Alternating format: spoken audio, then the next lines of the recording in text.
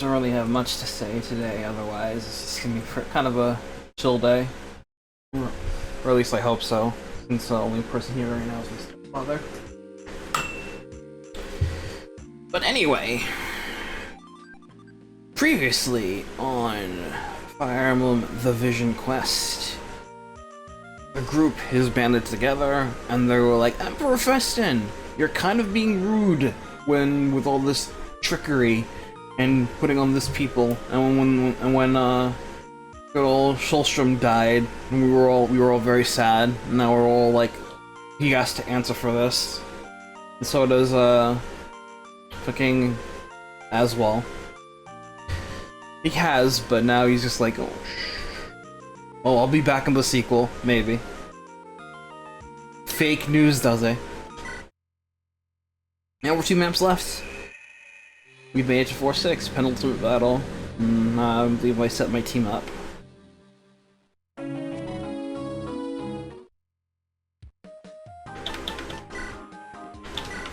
So, things to know is that there's dudes right in front of me, so that's curious.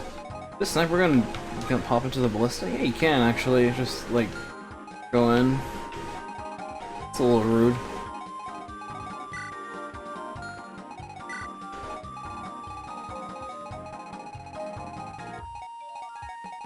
I have to watch out for Girl and Alexander the Great, but I think we'll be okay. Just something telling me I think we'll be okay. Okay, just gonna start. So yeah, we have to hustle over there in 25 turns, which is fun.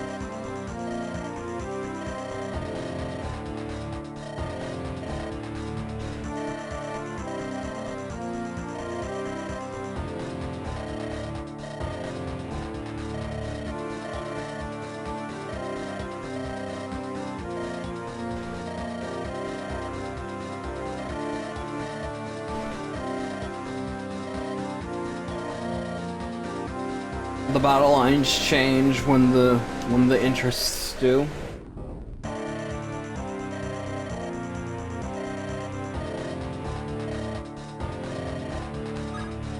Now go and Q. This one.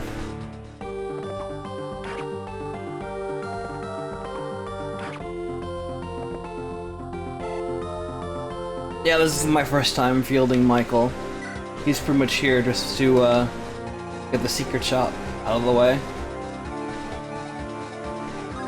Oh yeah, sports. Who's left?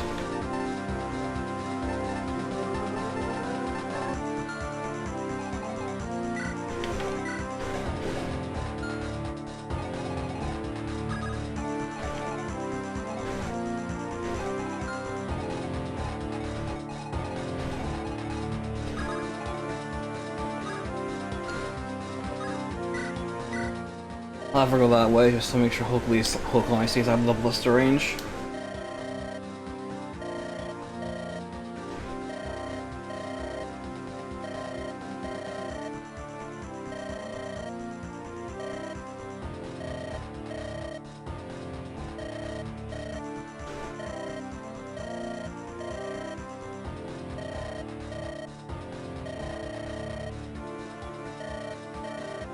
Hair's great, Pegasus is pretty, you got a real fancy job, nice armor.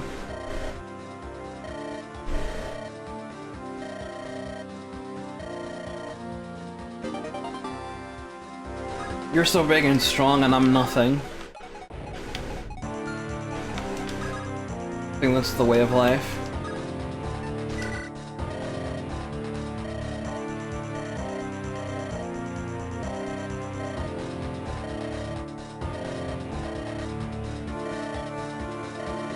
for the unpleasantness.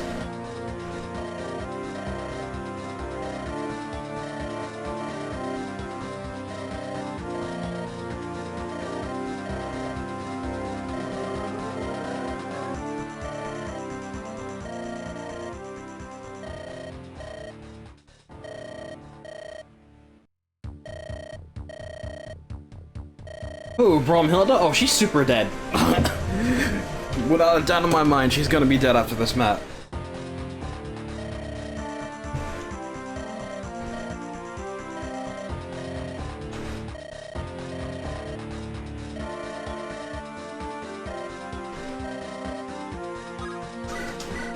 Absolutely guaranteed is going to die after this map's over. I gotta report the flame sword.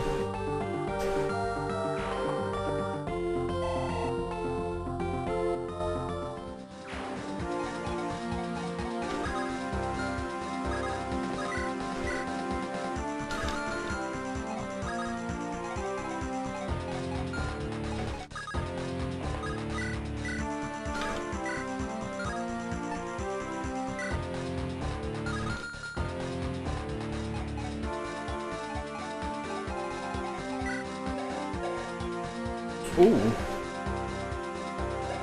Yeah, once again we got max skill dudes.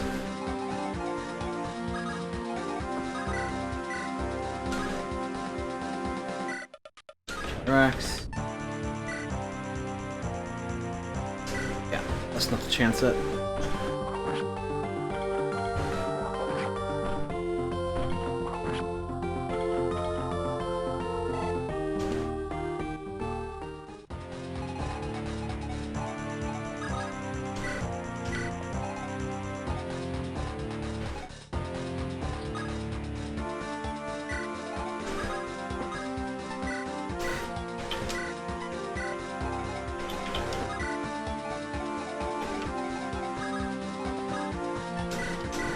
Chicken our eyes.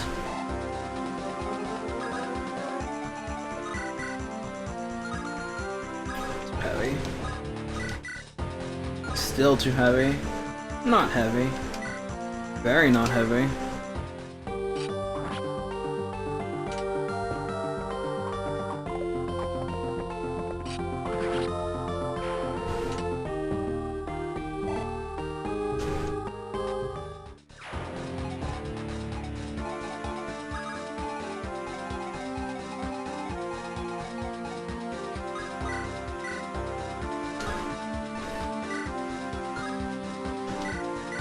Sword is fine. So yeah, apologies if this was a bit of a slow start to this stream.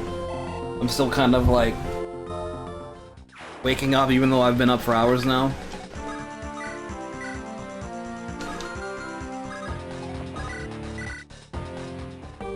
Just kind of like low kinetic energy at the moment. Haven't exactly had a good breakfast either. I mean, had French toast, but that's it. There's no milk in the house.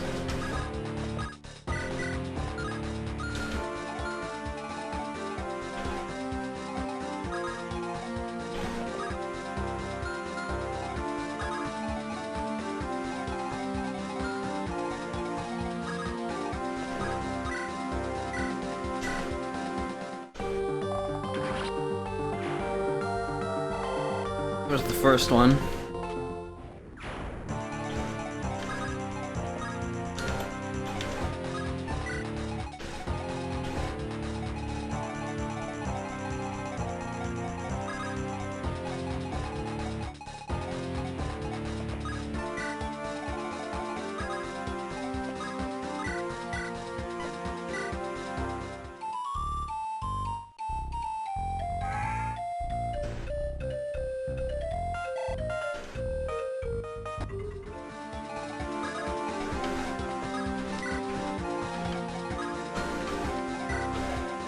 Lance axe.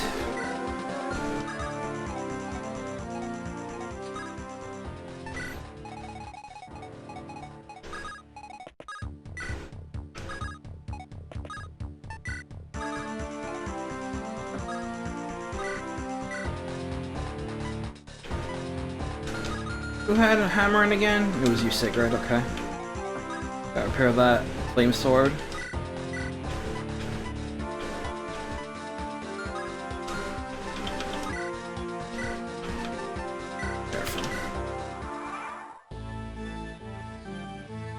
Ooh, interesting choice for enemy phase music.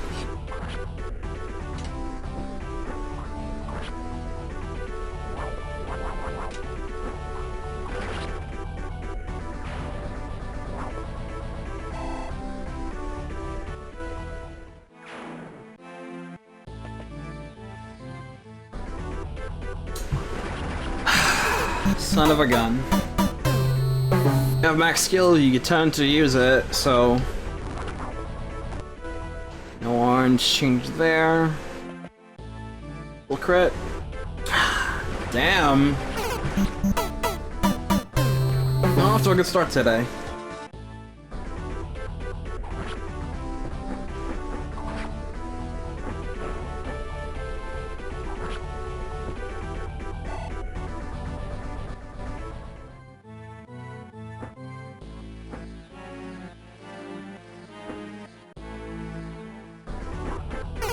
I walked right into that one. I'm just gonna restart. I'll leave like that.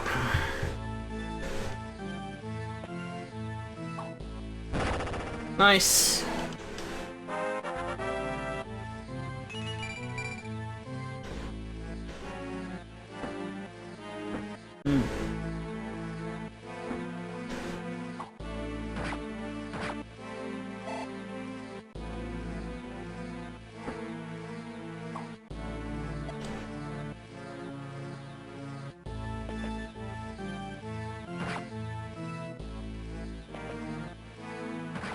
Huh? Just hits for me. Oh, she is moving. How about that? Well.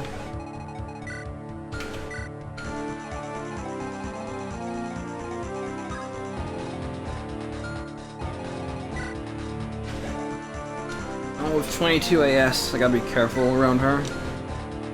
24, 25, 26, 21, 26, 20, 19, 24. Arrows should stay away.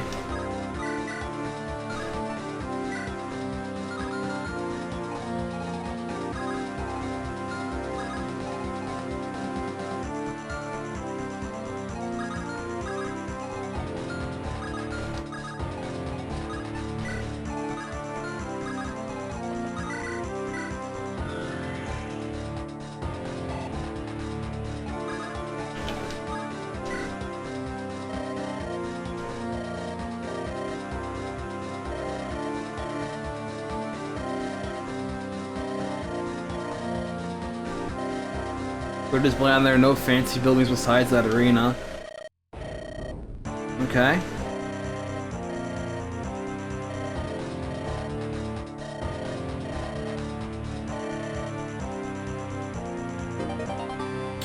There's my fortify staff.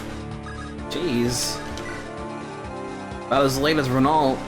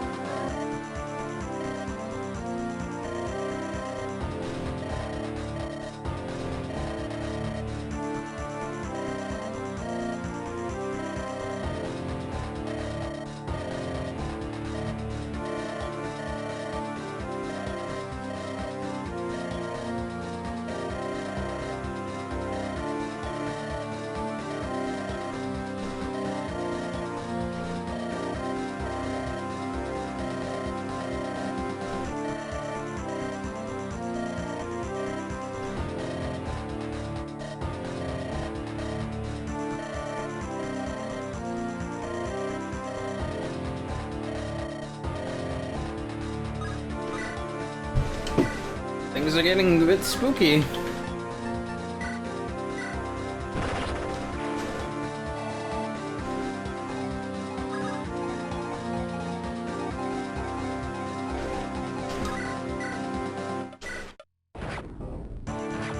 Ouch.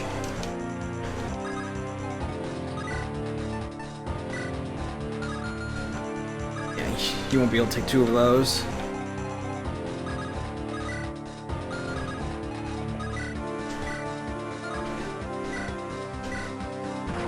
Ooh, another good crit.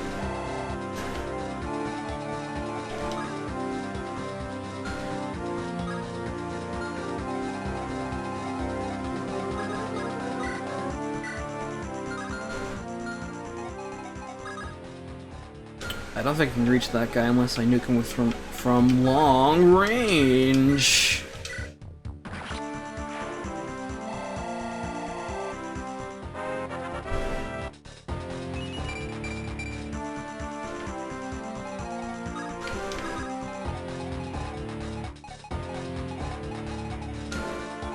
Can I reach that fort? No, I can't. Okay.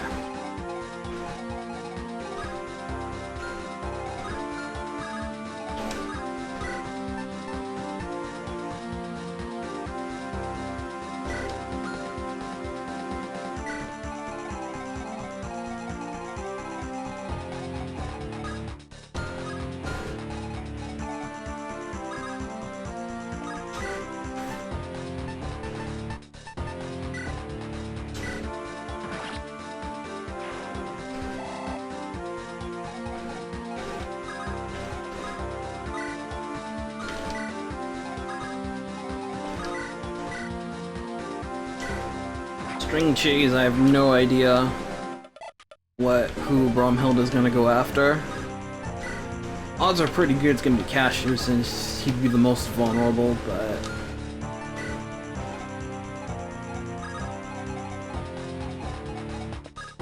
Oh, the pallies are this way.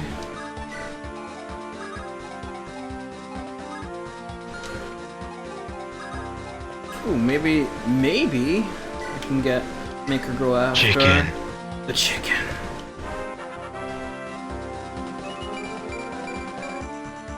Ow, some luck.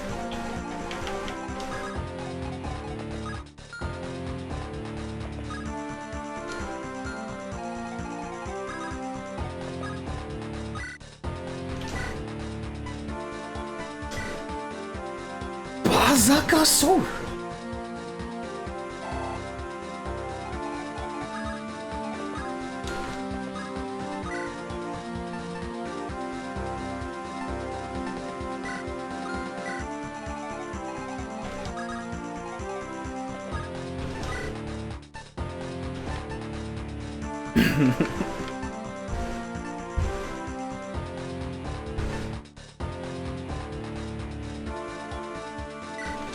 Silver sword on.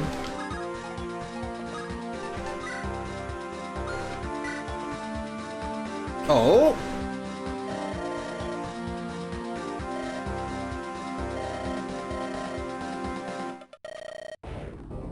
It's Lori! Is it Gary time?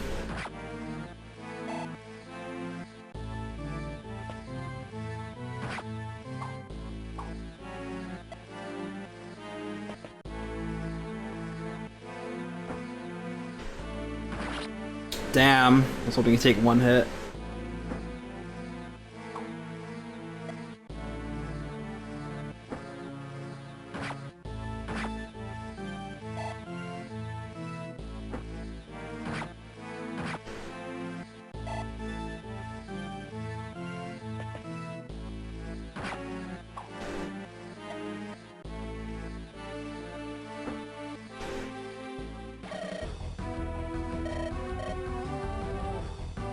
No, not really, but it just happened to be that way.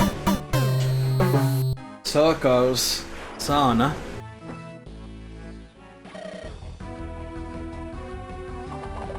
You've made your bed.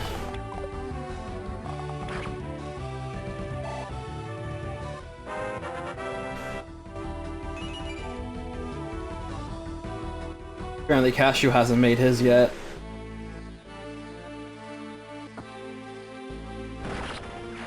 Beautiful.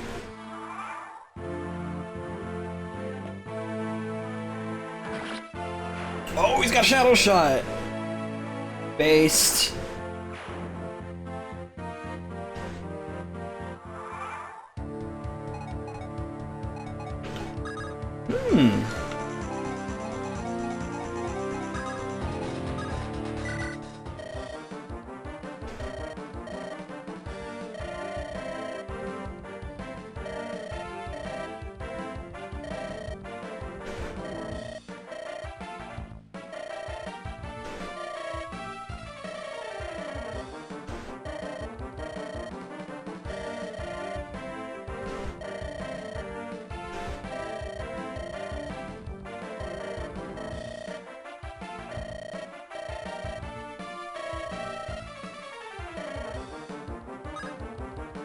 Alright! Hello, Gary! Nice! I believe Lori is the last recruitable character. So, yeah, this is just Lori from... There's just Gary from the last province. But it's a girl. Alright, what are her growths? 35 strength, 15 skill, 20 speed, 35 luck, 13 defense, 15 rest, 70 HP, 12 con. Unless she needs the growths.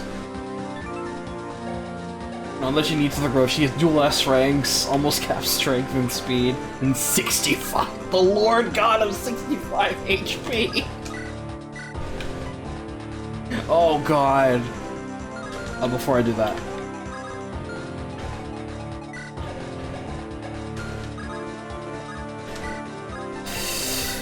My.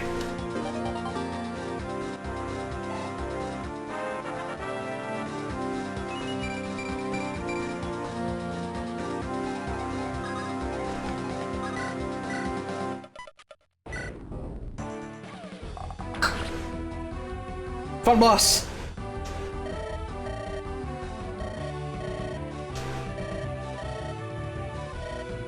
Well, this is certainly how I imagined it would go.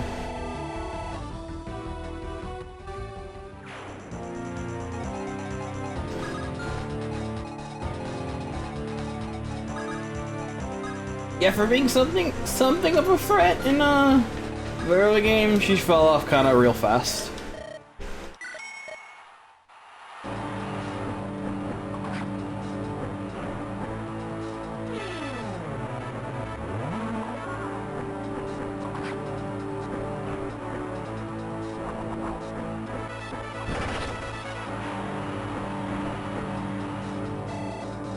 That guy had nothing on Natsuko, jeez.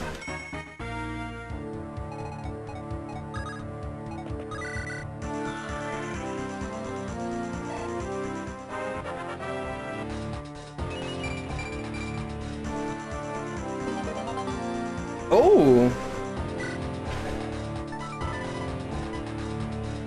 Nice, spawned.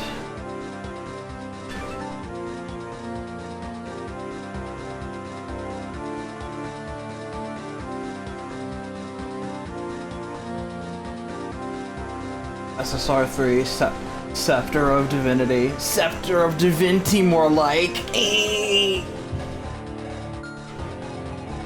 Cool bond. Be able to get to the... Oh. This is part of the room we're finding.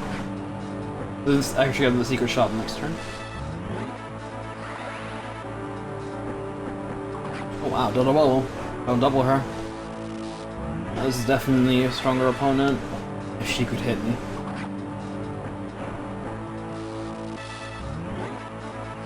Oh, what a girl.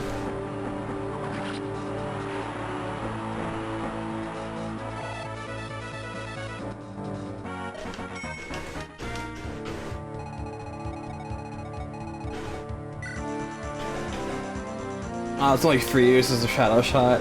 That's unfortunate. Still really fun though.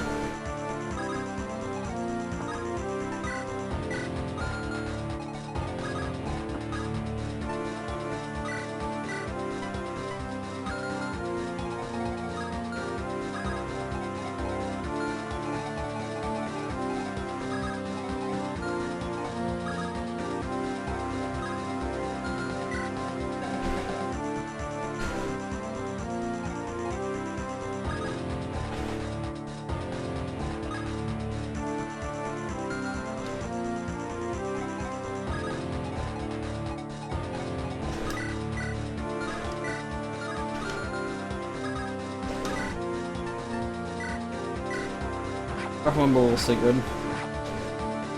Oh yeah, now that Rome Hill is everyone should be debuffed a little bit, since that's like, what, -5 authority?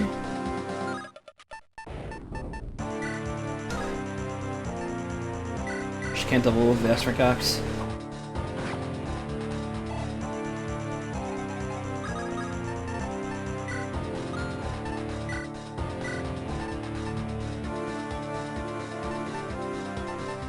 I don't think I need to restore yet.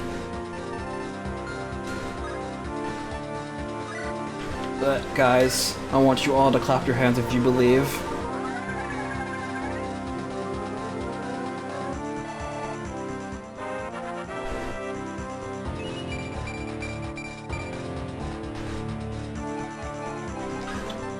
Alright, animations are back on.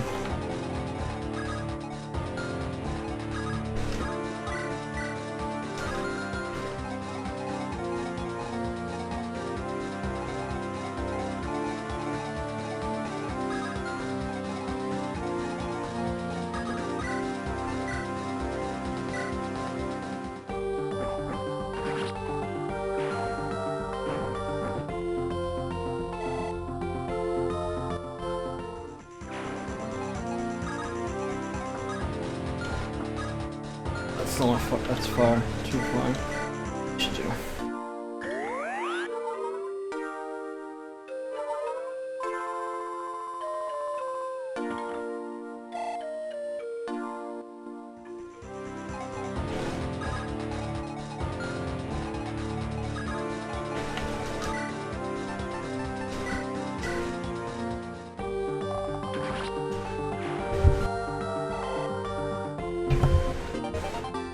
Espo!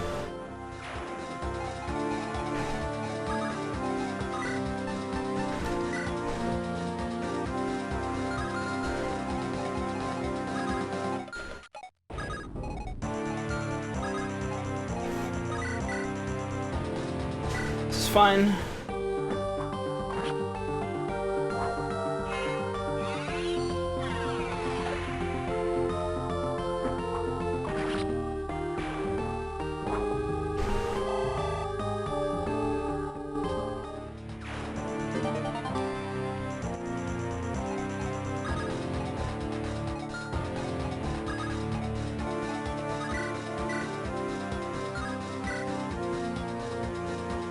Let's use the Brave Axe. That's not gonna kill.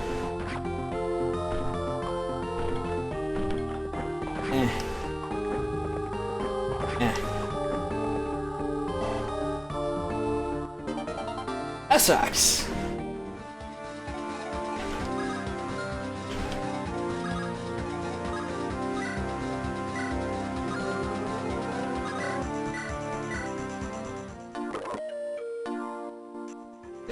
Back up to speed.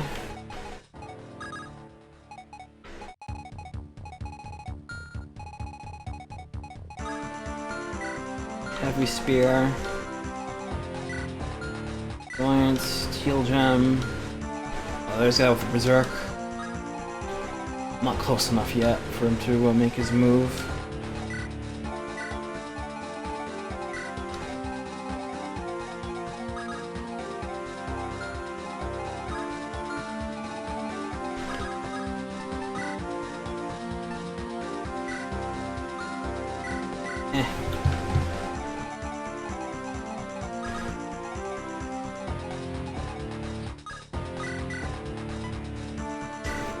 One, two.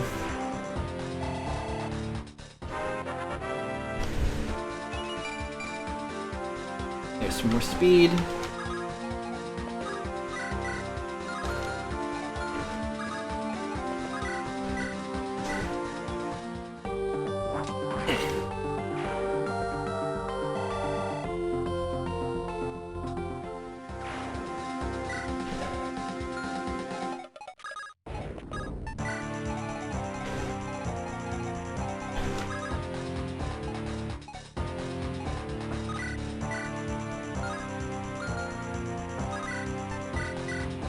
I'll use Reliance. Girl has a chance to crit.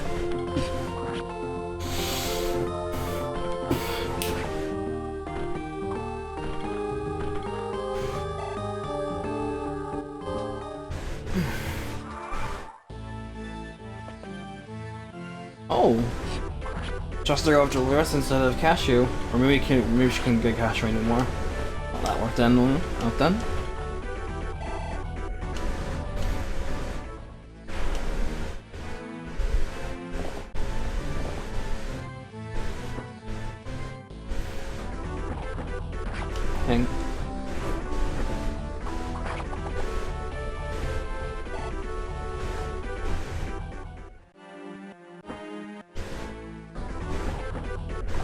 miss.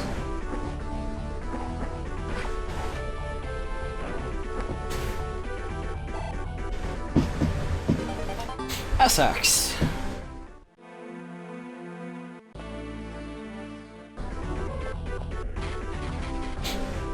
Wah wah.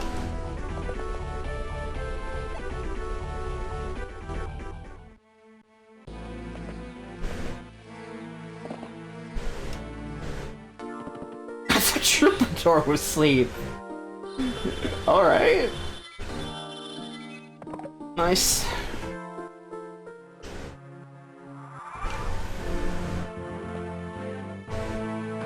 Yeah.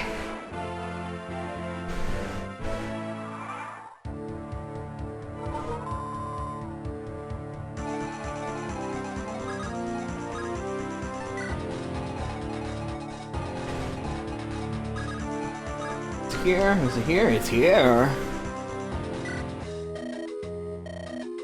Oh, as mentioned, there's some killer weapons. Hey! Restock on, Teach Toms, and those are some very cheap stat, but oh my goodness. That's amazing.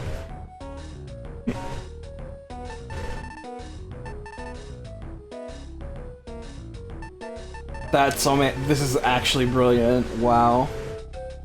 Okay, I'm gonna buy another bolt, another purge, another bolting. I'm going to assume they're not one time, because you can't. I think you can make limited stock in GBA, but I don't think Dan has implemented that yet. All right, what do I want? Okay, Sarka and Erasmus need speed, so I'll guess. Or speed wings, 2 for each of them. I can get 1 more just for a pass. 3 angelic robes, 1 for Sarka, 1 for Erasmus, and 1 for Odalie. 2 energy rings, actually no, by a 3rd. Give me all this power here.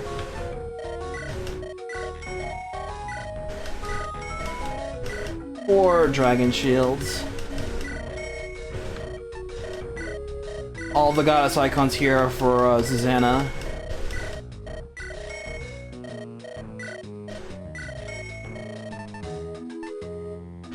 And 2 pairs of boots. That's it. I don't want anything else.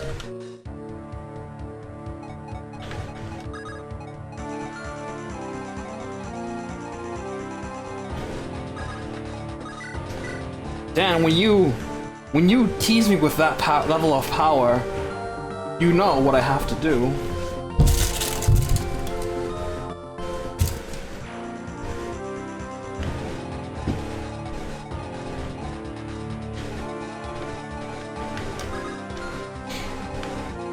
Alright, those stages are coming. They worth anything? Film better.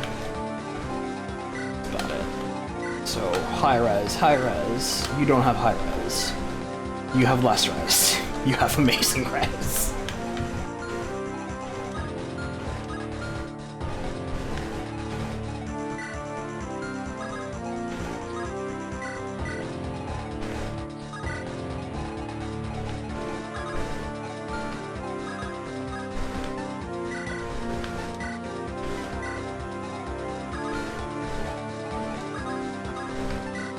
Back him up and get him in the support range.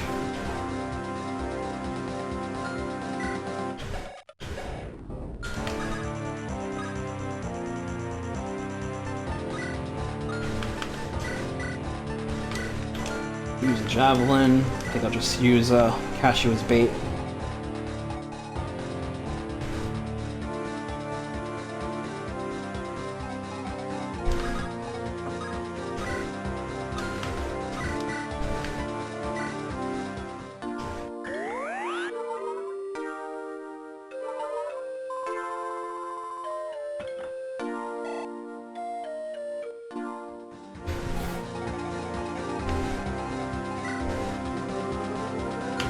And she's got a body ring. I could have just bought one.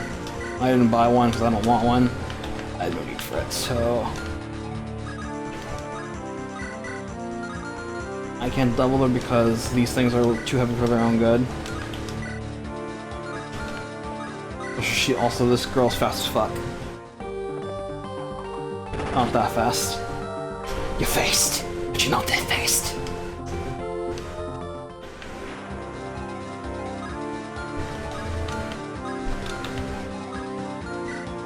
Rapier.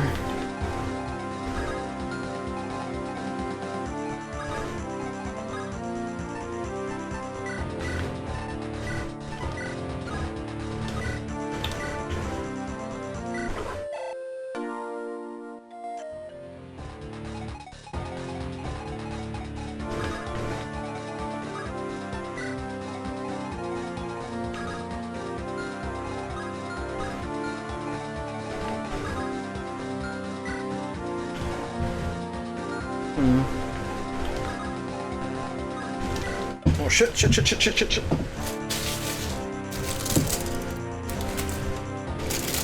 Actually, there's some stuff here I should throw out, so I better get on that. I'll be right back.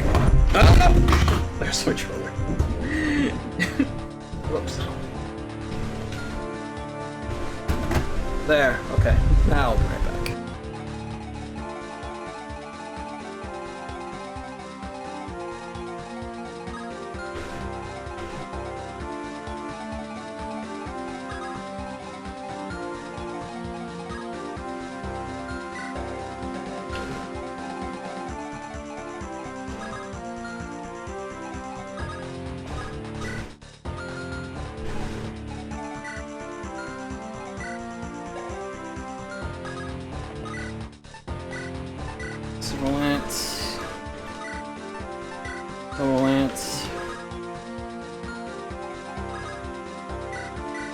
Push one.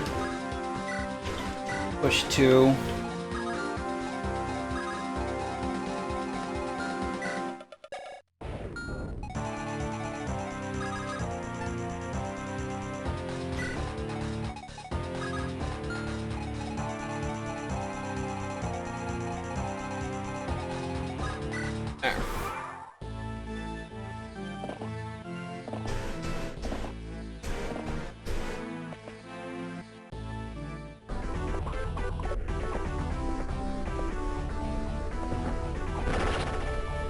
Adios, lady.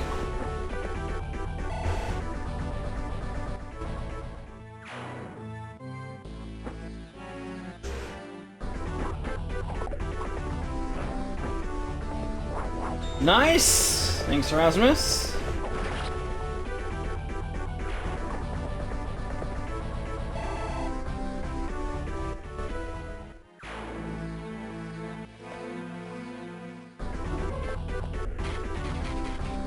Dum-de-dum.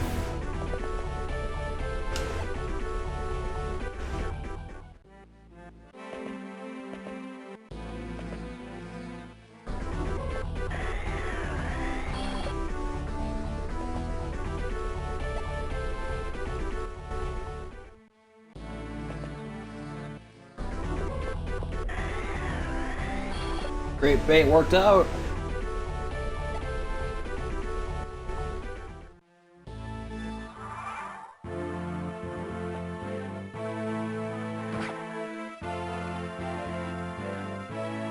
There goes, Mister's last shadow shot. So now he is just a target. But he was, like, for those three uses were immensely clutch, so... Homeboy did his job. Got a story here? Okay, good.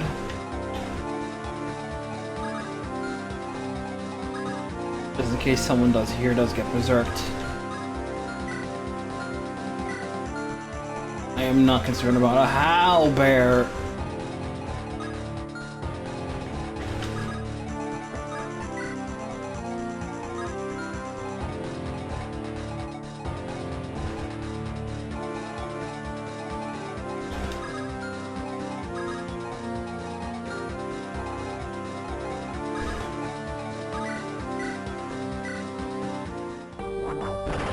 Surplus quotes. What's this? A chicken? What's this? Chicken?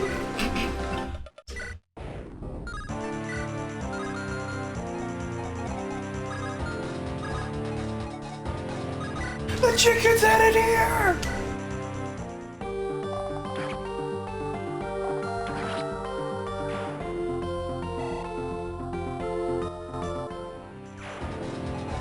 A chicken!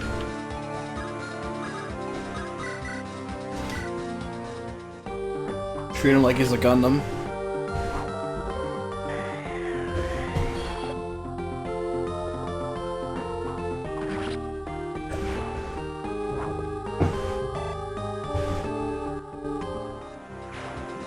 What? A chicken? Enemy's a chicken, chicken, chicken.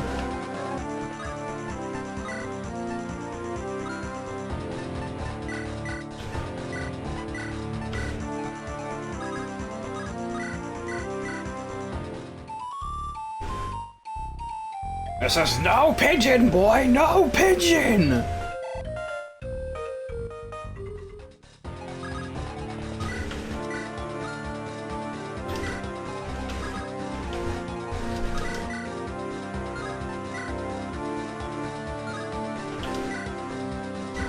Right here.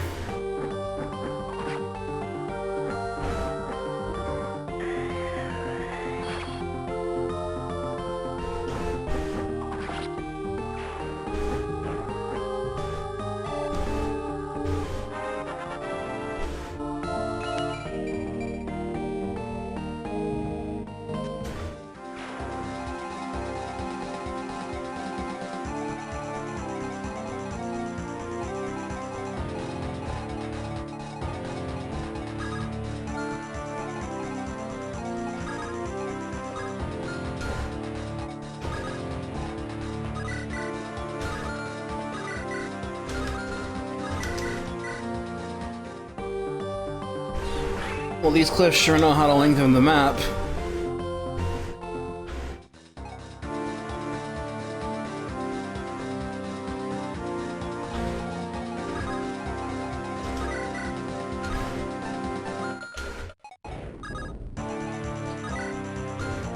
Any bows nearby? None that I can see.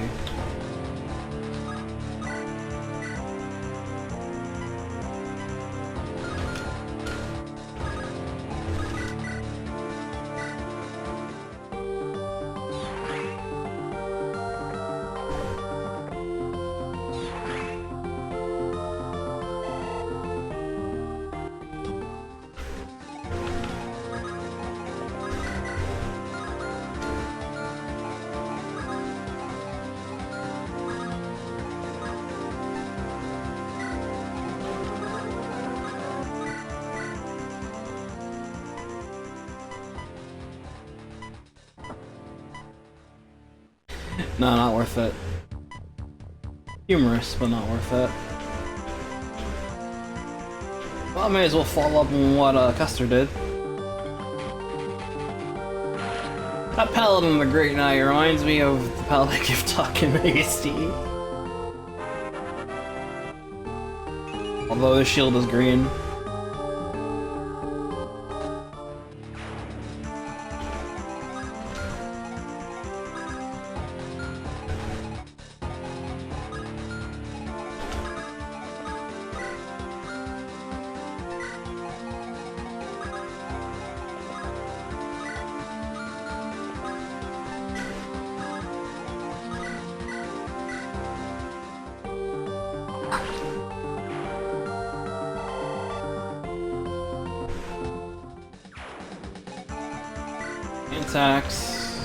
Lance axe, all lances and axes all the time.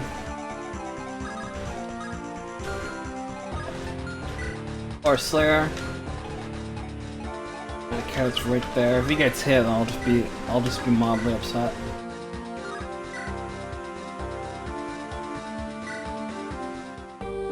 Nice.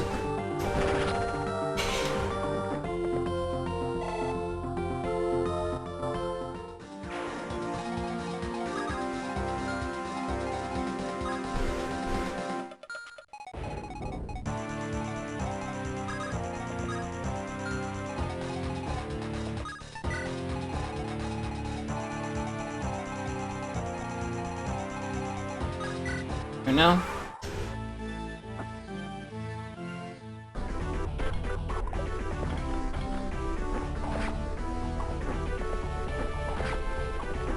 Baron decides not to go for the Horse Slayer.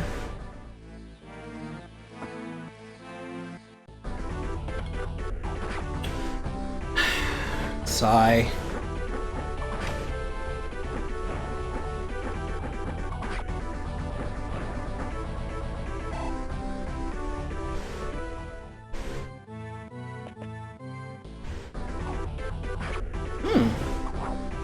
Nice.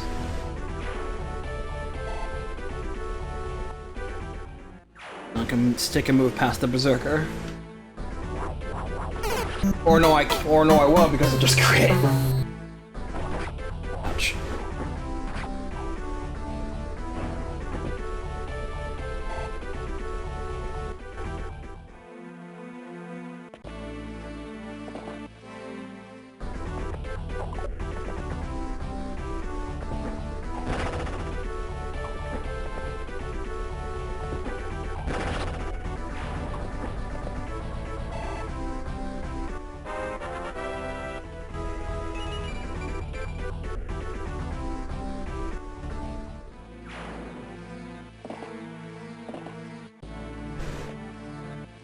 Damn, his fiance giving him powers beyond this earth.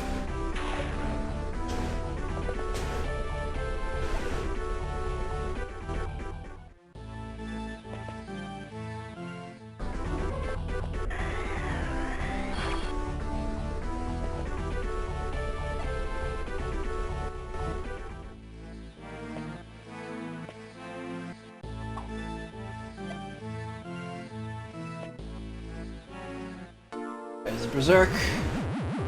There it is. Still pretty close, so...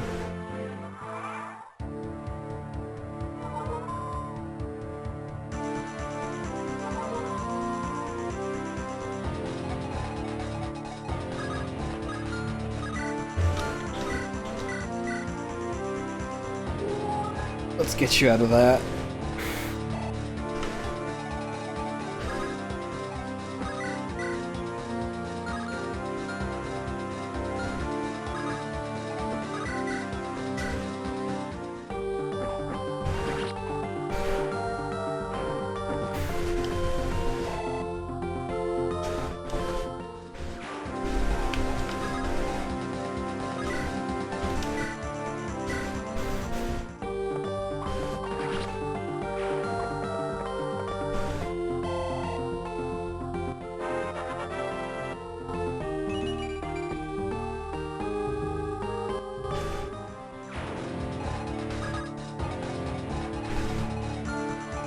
Hold on.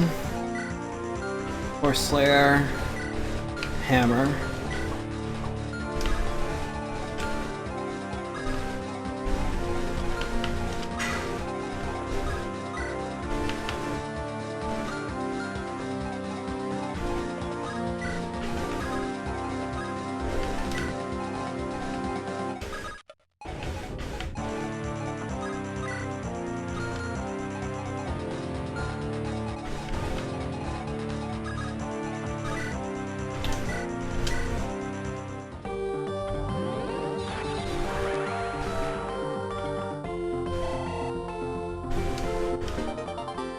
S-Anima! Finally.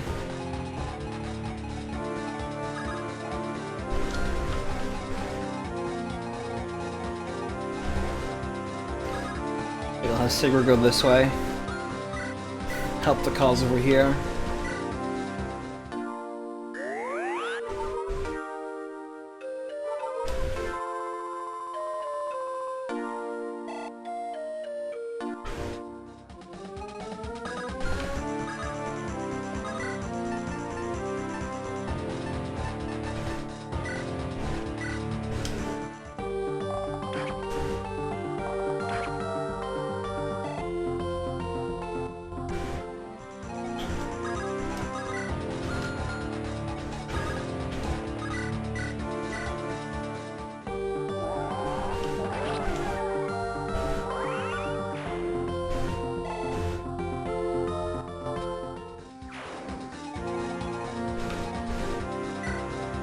what do you call this, Super Bat?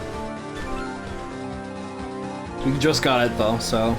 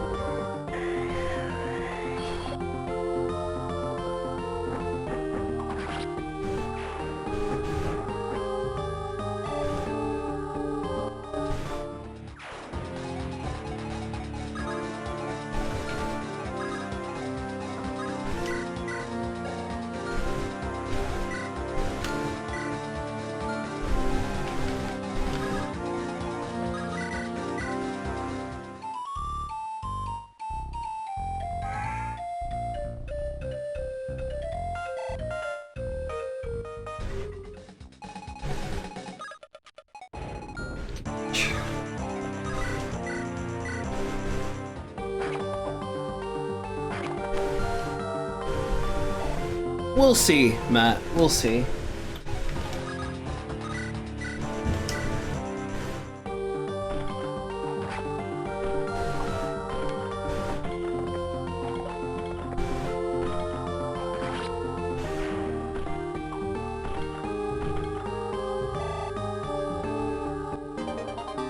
Hey, axe.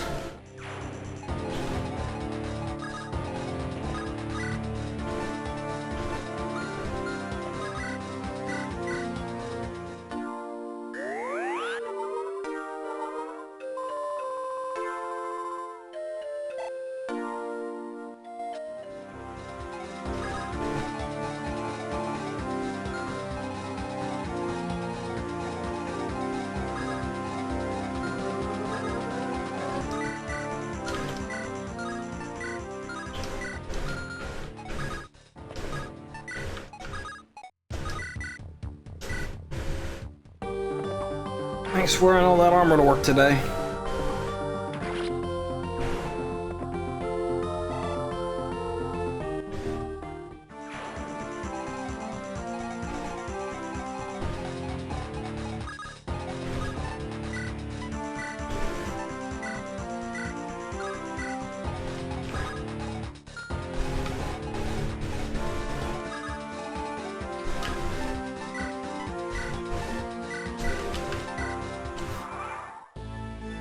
Just so I can get that Philly shield off of her.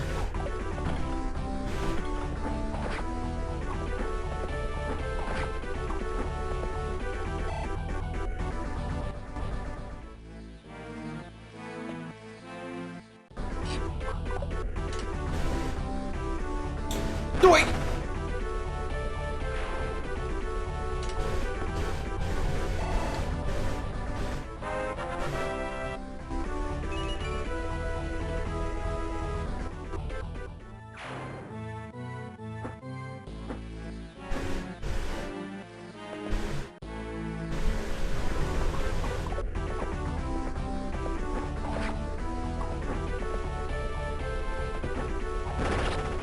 Girl should have had better luck with the steel blade.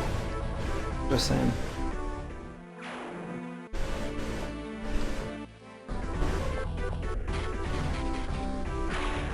That should be the last bolting use.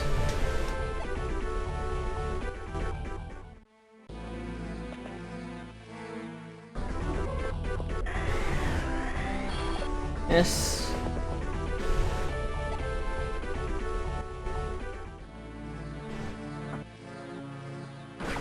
Ow.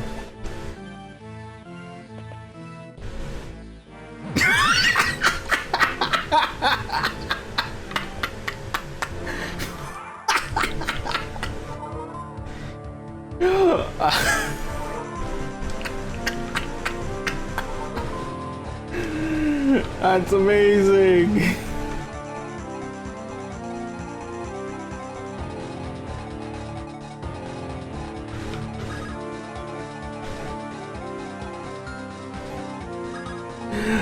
bro, that is one angry chicken. Alright, that's enough out of you.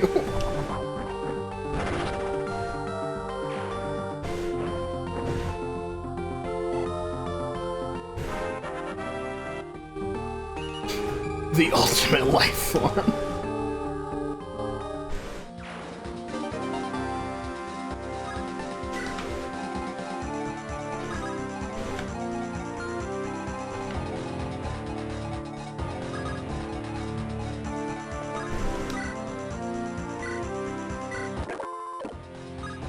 Whoops.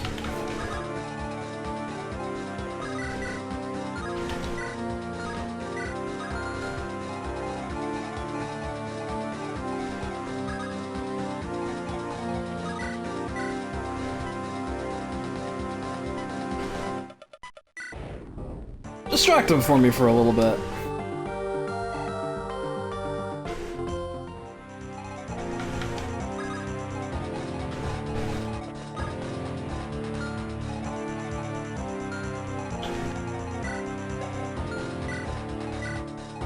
They all have either lances or axes. Paladins are just not safe with them, so I'm just gonna have them back off.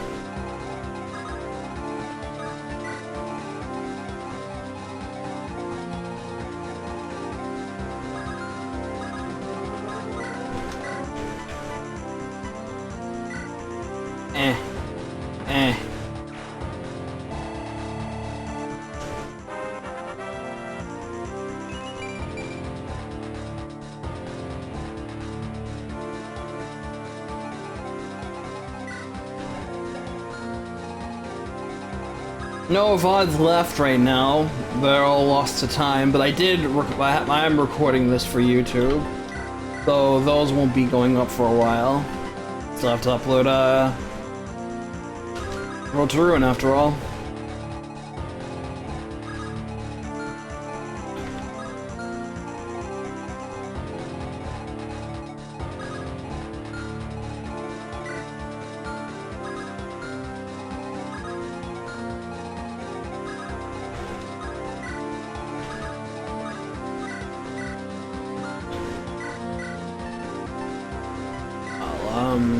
Take these.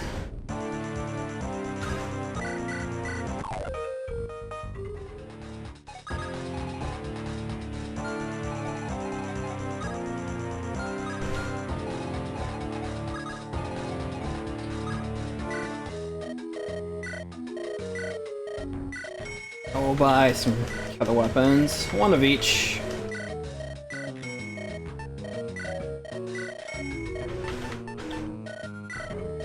And one more angelic probe. That's it.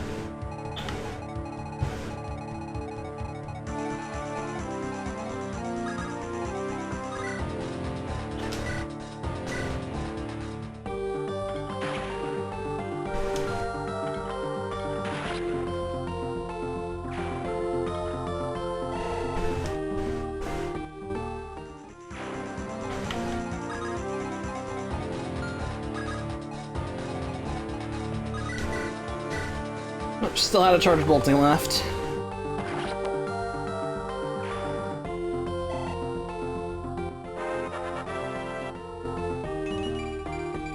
Custer's phone was shadow shot this time, and now it's out. So he's just one angry chicken.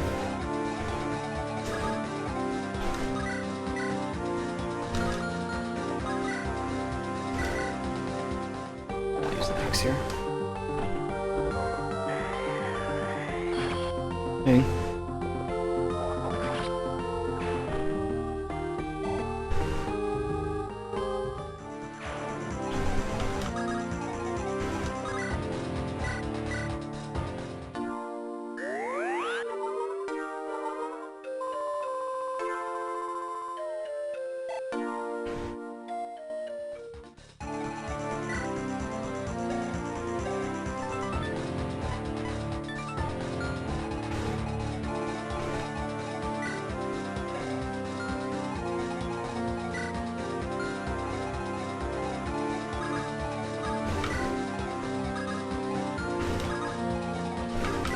Just gonna block those to be safe.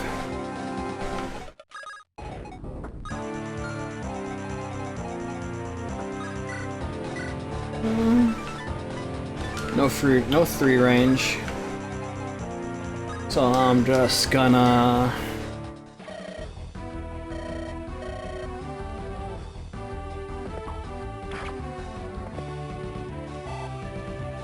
play a dartboard with Alexander the Great over here. Use him as target practice. Yes. Jesus, is that with duelist blow up? On that Swordmaster? For hit rate?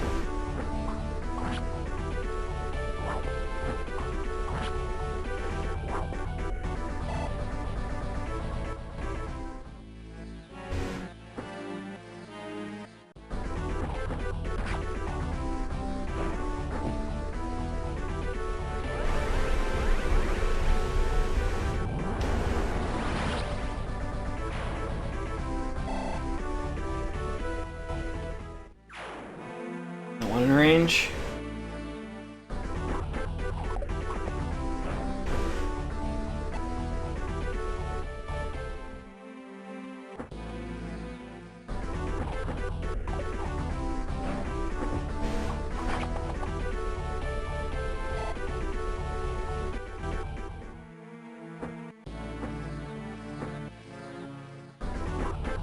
All these Dracos coming really just fueling the FE6 vibes.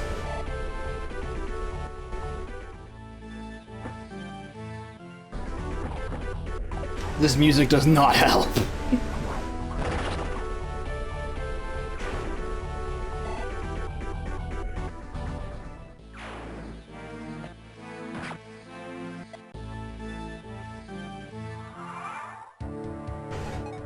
Eighth turn.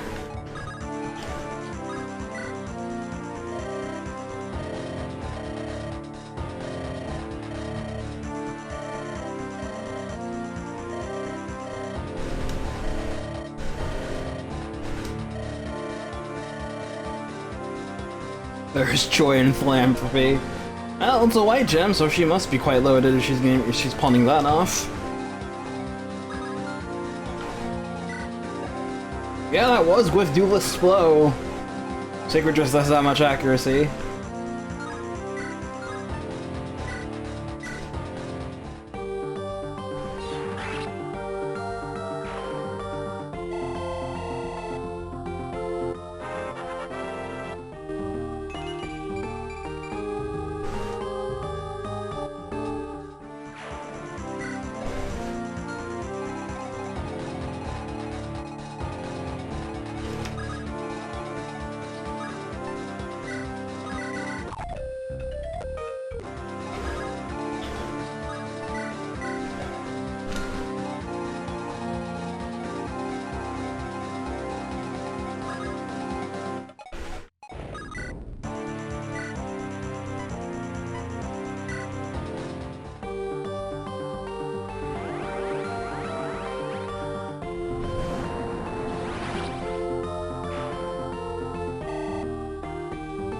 Duck, how could you say something like that?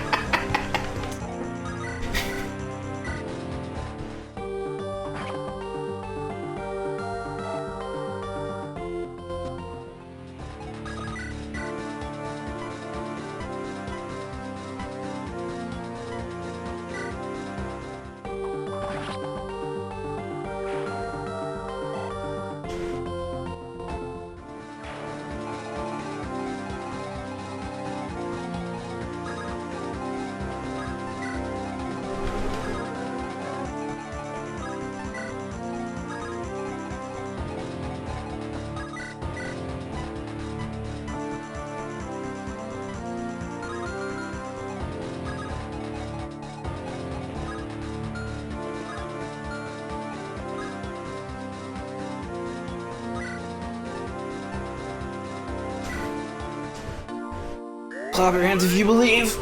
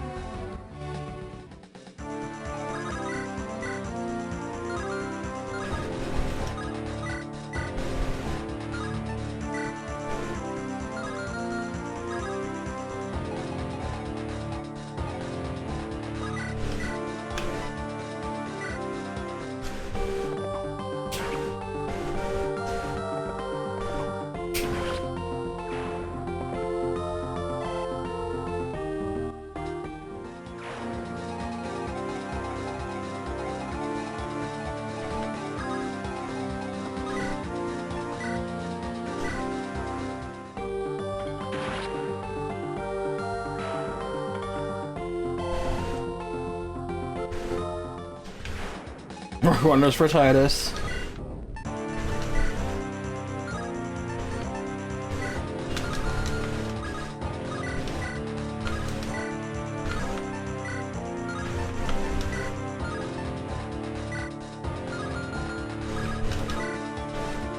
Super intimidating boss.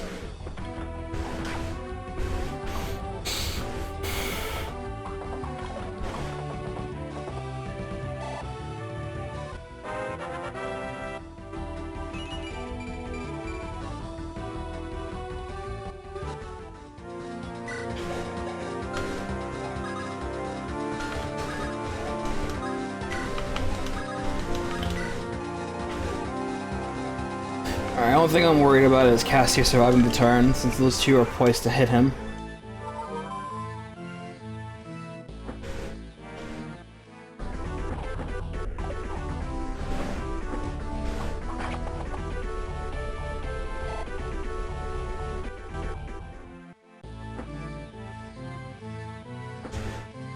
Oh, I have to Keta instead. Oh, I was hoping that wouldn't hit.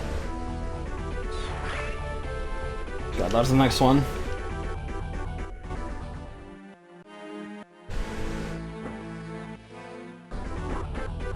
Good.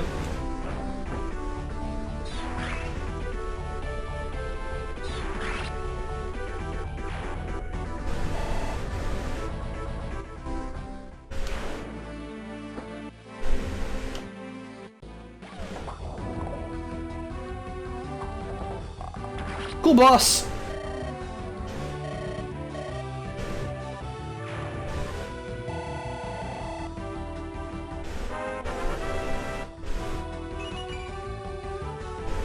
Oh, I mean, she got a stat.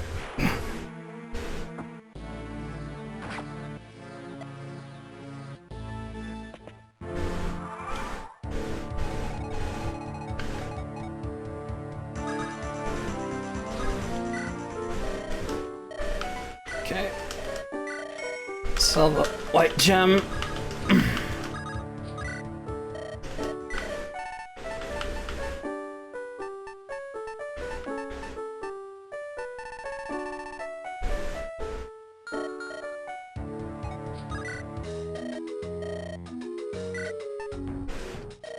I'll buy another thimble better.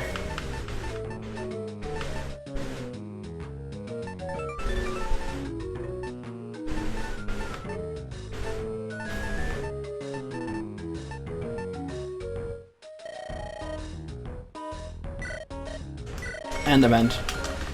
We're pretty much done, so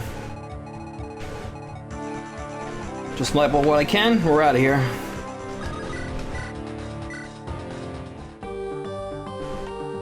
That's gotta be quick enough for the SR point, right? It's an FE point. I got the battle mask, but what about the attack points? Love you guys.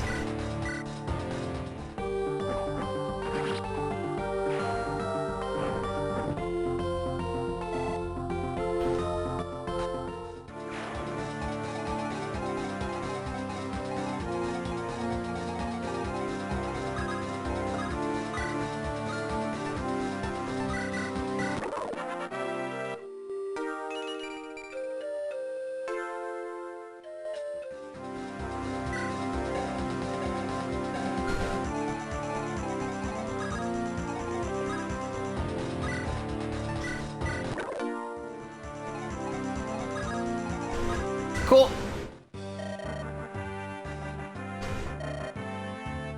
That was not easy. Well, the start was rough. I got a little bit unlucky, but otherwise this was actually a pretty fun map.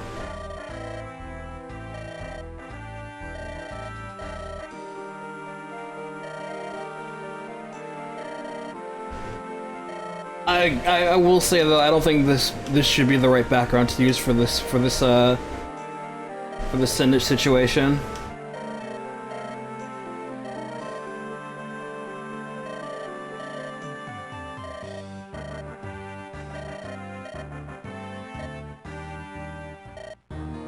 Fish.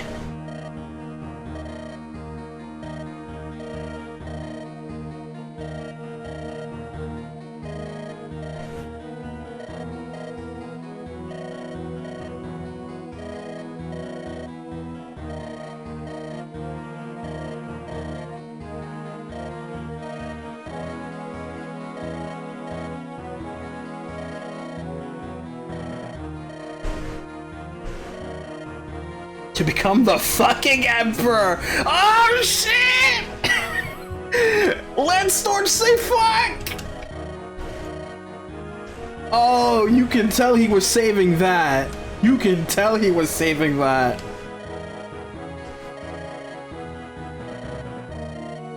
You can tell he was holding that in for a long time. Oh, that's beautiful. Fucking Lycians!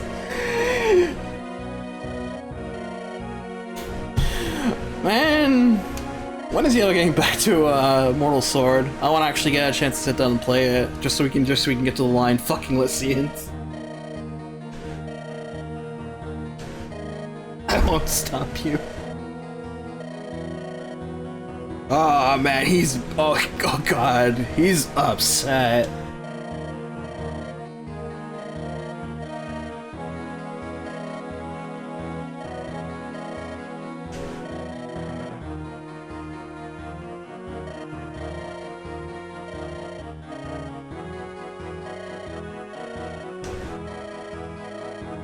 Yo, is Titus gonna become the final boss? Like, secret final boss? That'd be kind of funny, actually. Just like, sort of like, nah, I ain't having this. Festan was right. Festan can fuck off, but so can you.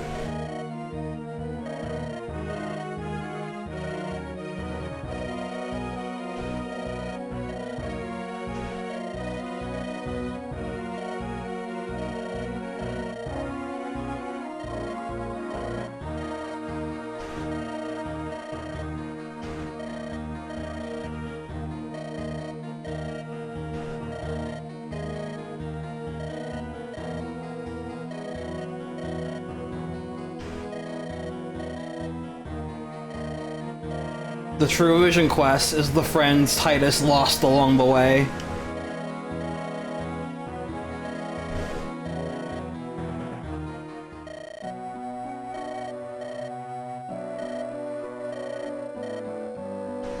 A little tense is a word for it.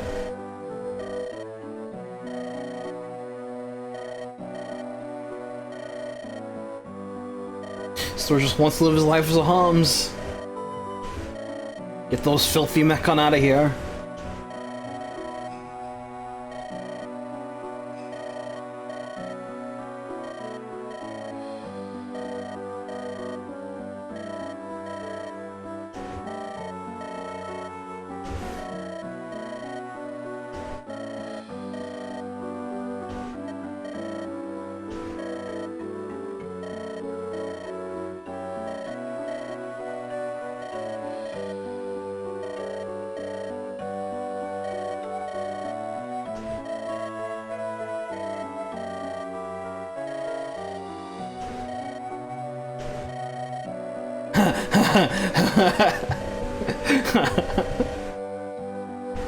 Like he's actually confused about the word. So they've all fallen.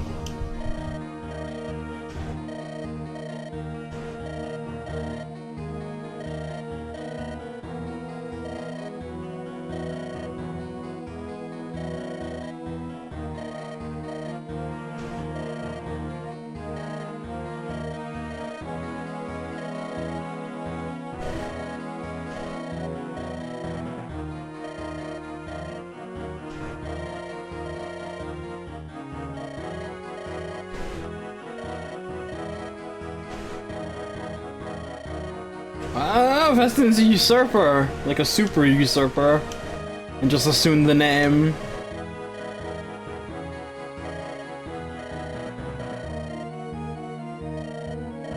There is always a way, but assume fate, you will give that chance away. My fate is unwritten, I am the author of my destiny.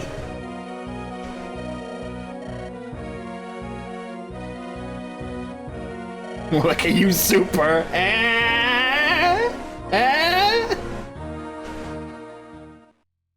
Oh wow, I've got words for this. Ooh. All right, let's start with the map.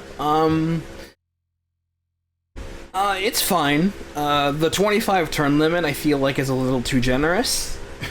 I think I had this same feeling with another penultimate sort of deal in Justice and Pride. Like in the map right before you fight the big Emperor, before you go into the end game, it's a 30-turn map, and then you could easily have cleared that out in 5-10 turns, easy, no problem. And we saw that again with Order of the Crimson Arm, where there was what, another 30-turn map near the end of the game, and you got through that in half that time. Conquer turns 1 out of 17. Ever since the Last Promise, I always had to think about that. At least the Last Promise had a gimmick to it, though. But it was like super. That's just like really funny.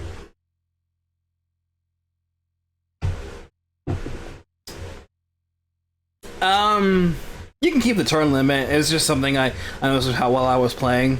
I would imagine someone with a much worse team than mine would take a lot longer. So I think I'm not that fussed about the turn limit. 25 is fine for what you're given. I do got to admit, Bromhilda and Alexander seem kind of like nothing bosses. Like, I didn't feel it. Alexander was mentioned like once, and then he's just like, yeah, I'm gonna guard the gate. Oh no, I'm dead. And yeah, Brunhilde Lori just like appears and she just dies. Further proving just how strong Lori is. It's like they just felt like more named dudes that you just roll through, and they didn't feel all that special. And like they have big stats and authority behind them, but otherwise they were just kind of ho-hum. We're just bosses for you to kill before the end of the game. Now, the ending, that was great. That was very cool. When we finally get to have that little tete-a-tete with Storch and Titus, and Storch is like, this is about vision. This is all about the vision. It's all for you.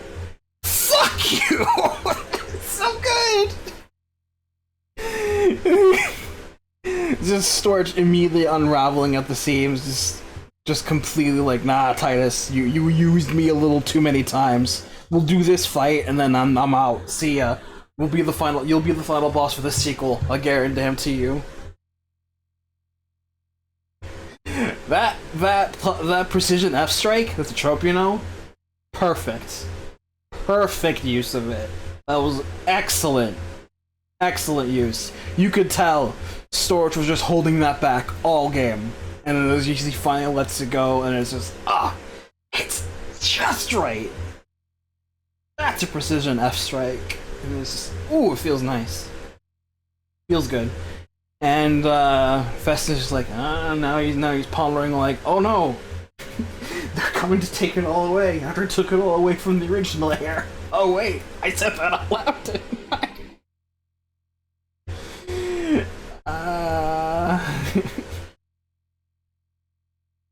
See, my gripes with the map were fairly minor. Really, my biggest complaint is that I feel like Alexander and Bromhilde should have like a little bit more presence on the map. But other than that, fine. Good end game. Put good penultimate hit battle. Really good ending on that map.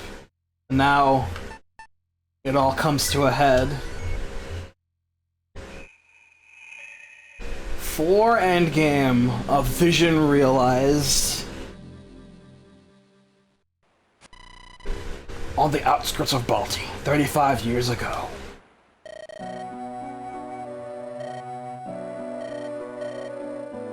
There's a Shinasuke on the right here?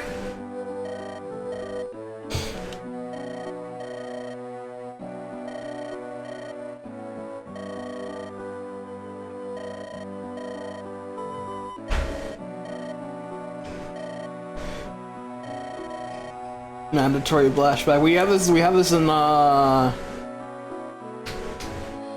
Road to Ruin as well. When we saw Maravek's backstory, just pretty much at the end there.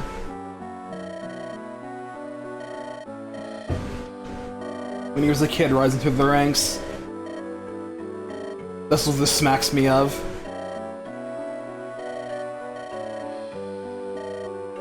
I just can't help that Yury here. He just looks so much like Shiatsuka.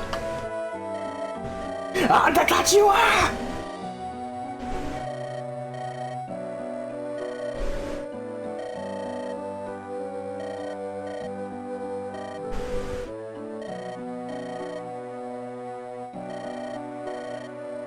I could become Emperor.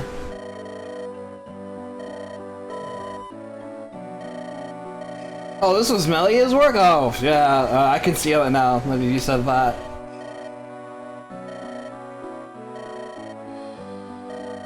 Pretty crappy name, right?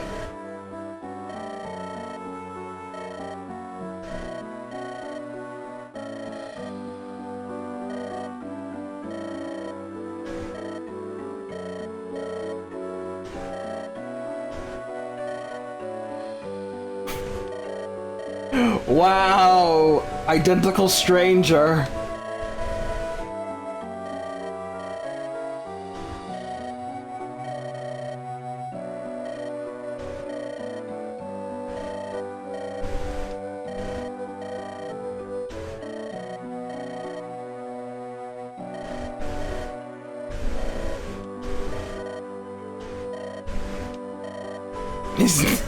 Yes! Strong, regal, valorous horse. Uh-oh.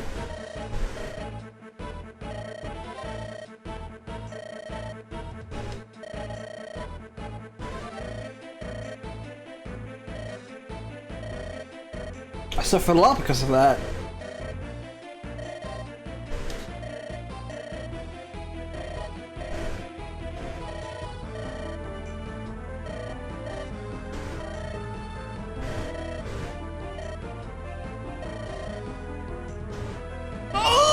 Child murder!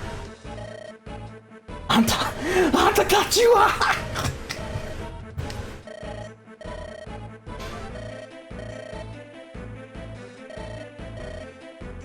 You've killed him! Good.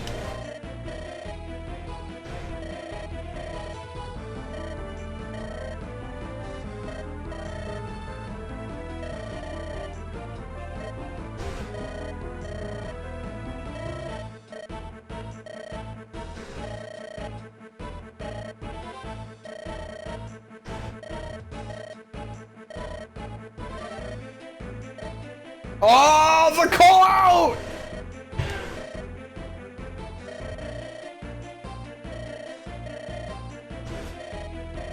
Oh, the betrayal!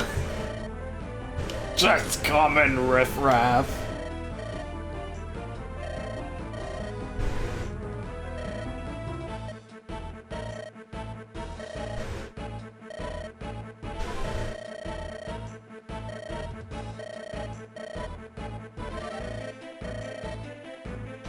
I'm making a call-out post on my twitter.com.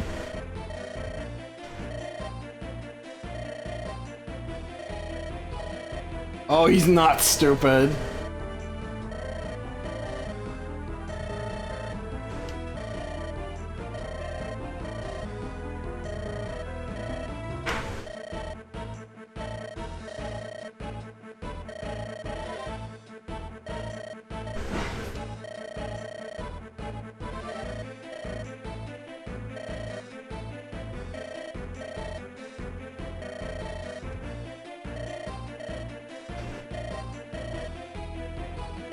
It's too bad that Yury himself didn't do the deed of stabbing the real Festan. Then I could really have gone for the Seed Destiny joke of him killing Kira with using the Excalibur. Storch and his companions pierced the last lines of the Imperial defense. Emperor Festan waits in his castle for the impending final battle. The group wastes little time resting before they march. Child murder is fun.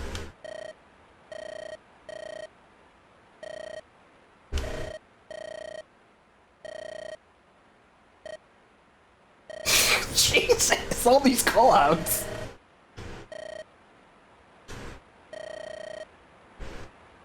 Yeah, he's super fake.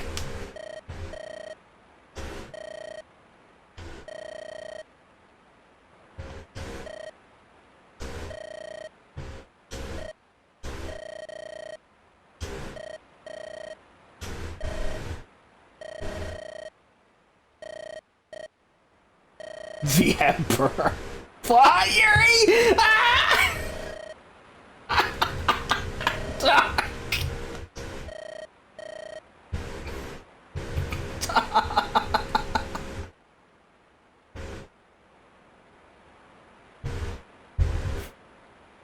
That's all I got.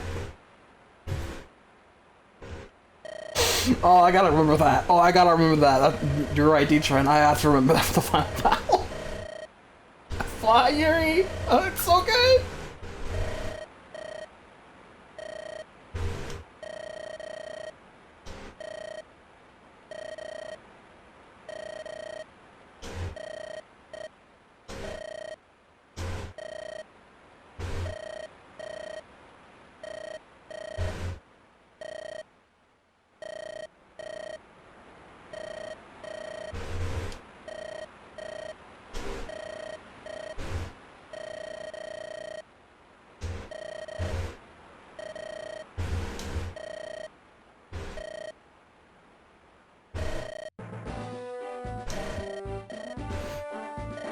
That time I was glad that there was no music. That definitely felt like a calm before the storm sort of thing. Ah, Storch was like, even Helga was like, he's so full of shit right now.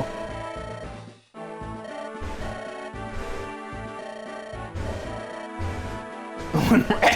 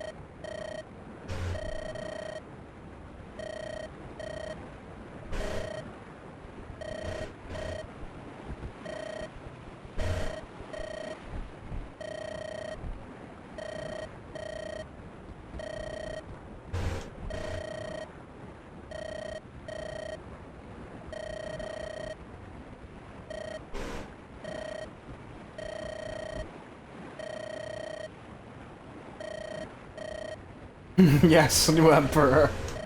We had a good one all those 40 years. We had a good one. Wow, 20 units! Jesus.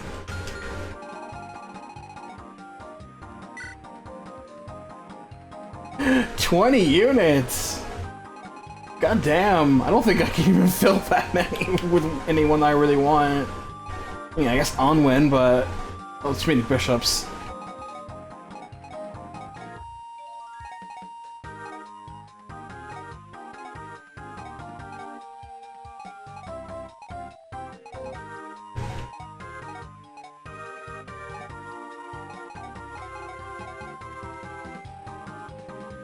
Oh, actually, no. Revenge of Kasuma. Let's bring her back. Yeah, there we go. Now we got 20.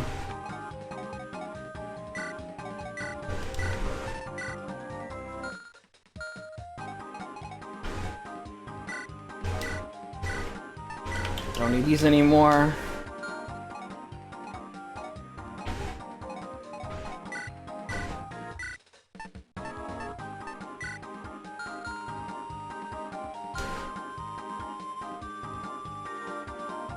Save before I check? Okay. This sort of thing happened. Yeah. Woo. That's spooky. That's even worse than the last map. Good call.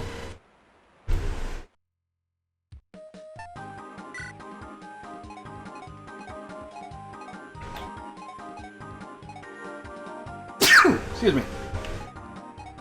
Okay, there's something I want to see, which is why I bought an extra angelic robe. Lori has 65 HP. Go higher. Oh yes, we're doing it! We're doing it!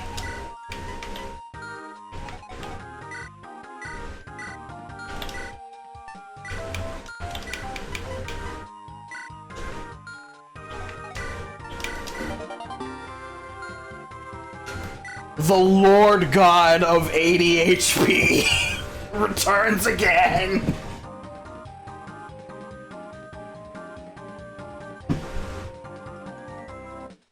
Oh, this is worth it. Football is like, yes, someone has at last carried my legacy. Oh, that's so good. Oh, that's so good.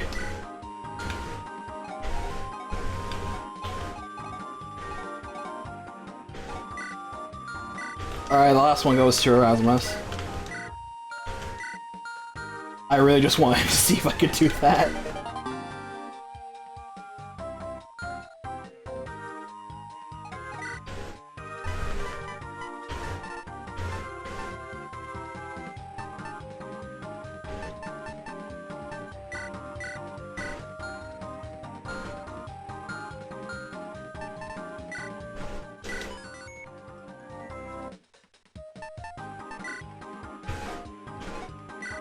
Okay, that's for stats, or other stats. I said I was gonna give stuff to Erasmus and Sarka regarding speed, so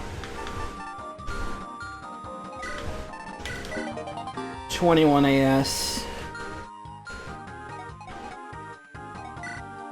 also 21 AS.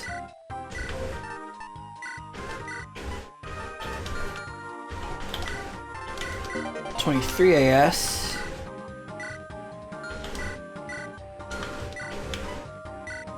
Two energy rings for you. No, yeah, 20 strength.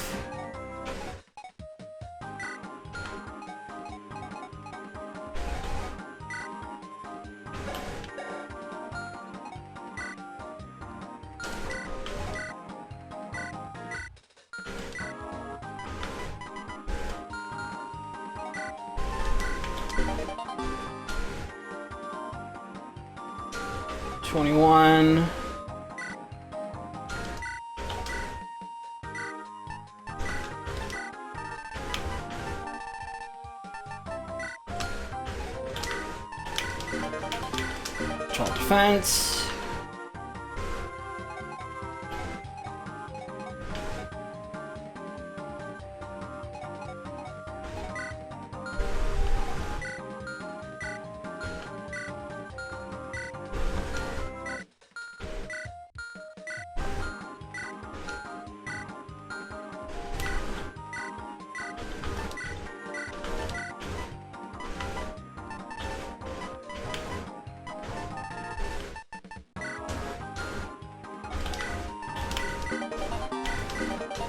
Defense.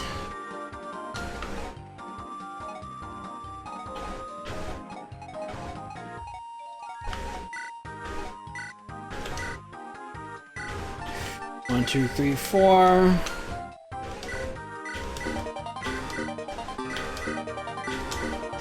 $14 luck.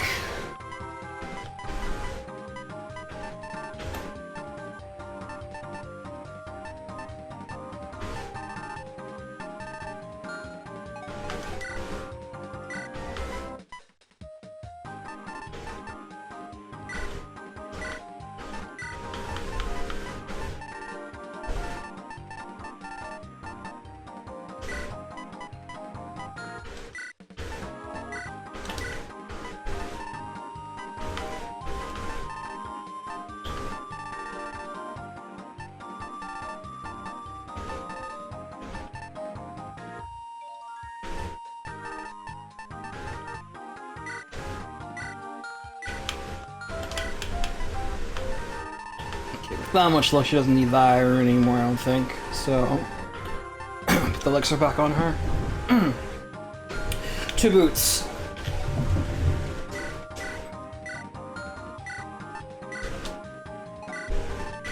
One for you.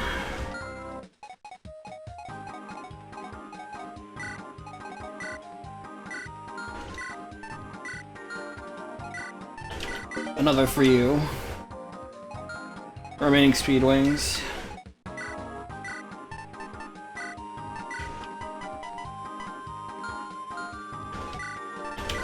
One for you.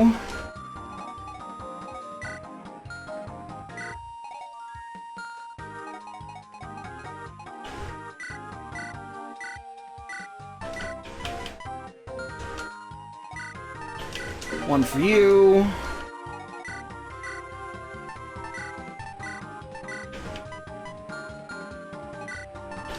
Last for you. Save. Now I gotta reorganize my items.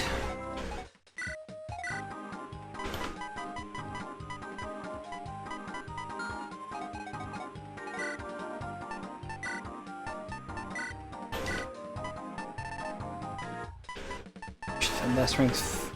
Yep, there it is. Get that second bolting ready.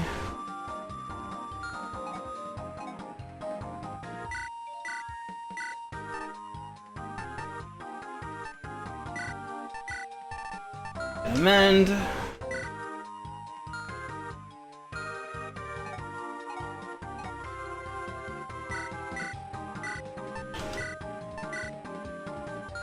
It's fair too.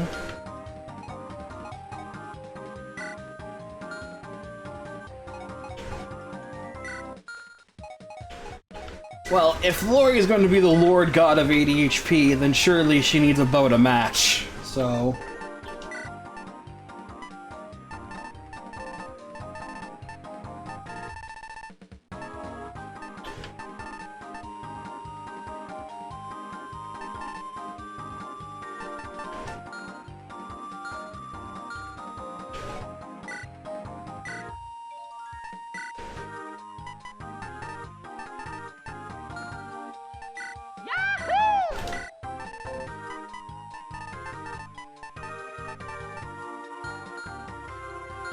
Probably should have bought her Sky Piercer. Oh well. Alright, where would I put that?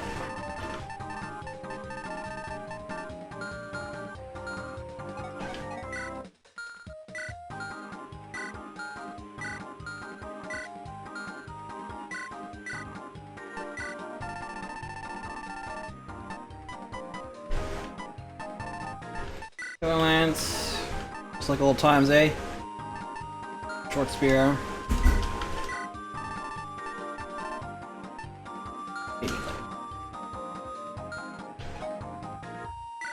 I don't think I got the S-rank lance.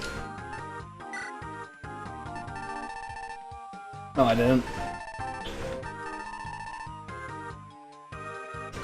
Oh well.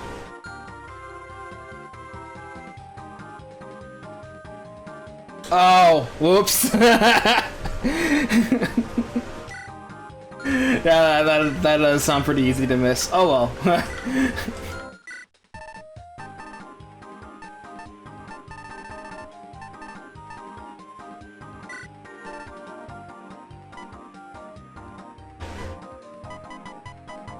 Let's see. Oh well.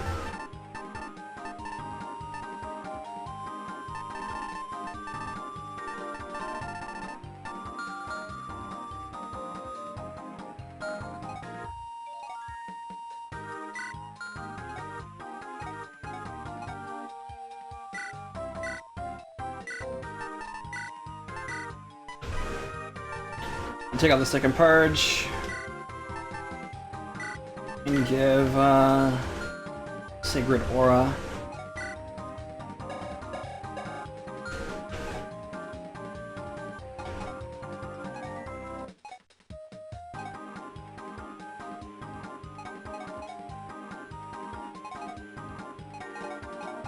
Yeah, let's see. I got the sword, axe, bow, anima.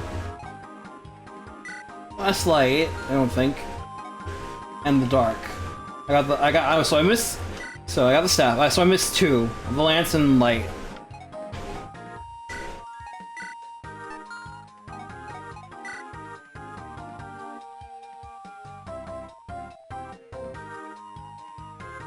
That'd do it.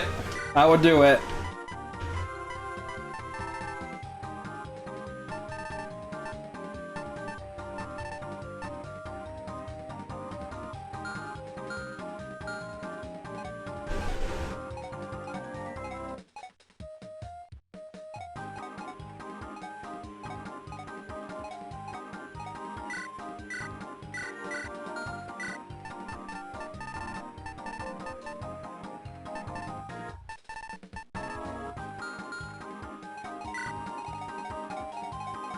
Mooch and axe off of one that you got. Yeah, will do.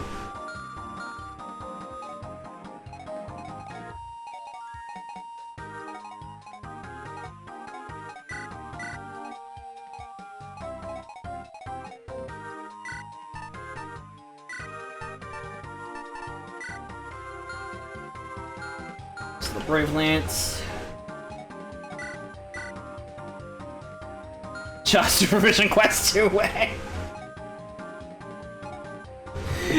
just give him a part PRF name, throw it on Ray, and you got it set.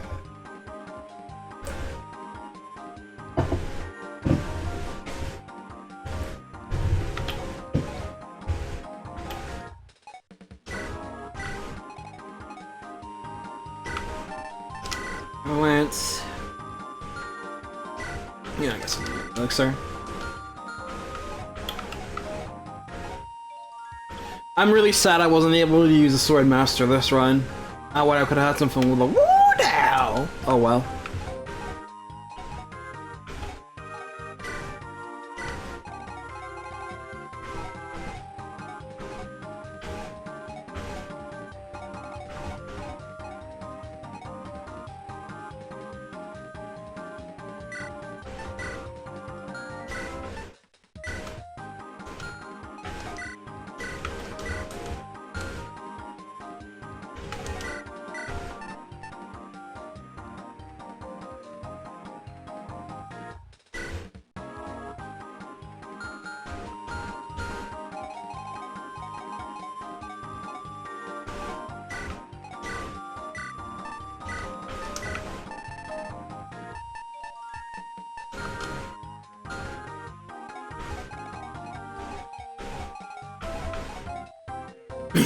Shouts to all the Strux and is the Reviver of the Dragon Balls is suddenly a tier 2 unit.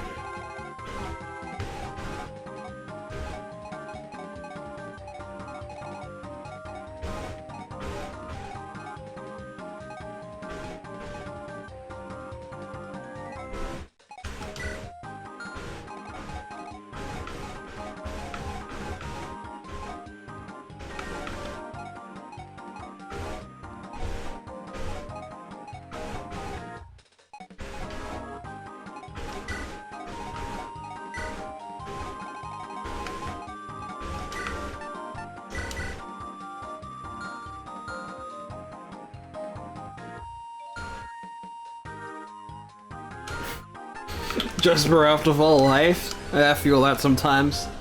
Alright, since I can't check the map, I guess I'll have to go in and look at it.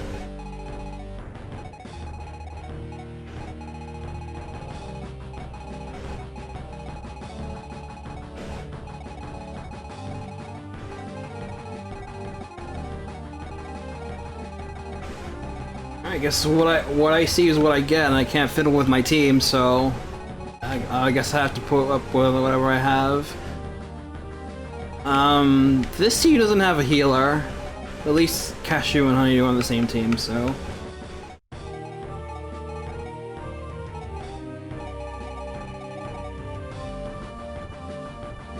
Oh man, it should have been the Danger remix actually. That would have been great. Whoa! Well, these Nevanese are jacked to hell.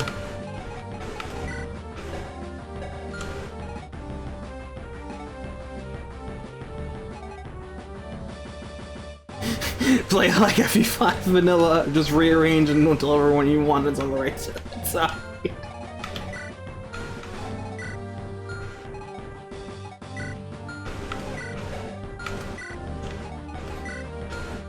Yeah, these are some dude's arms to the teeth, I tell you what.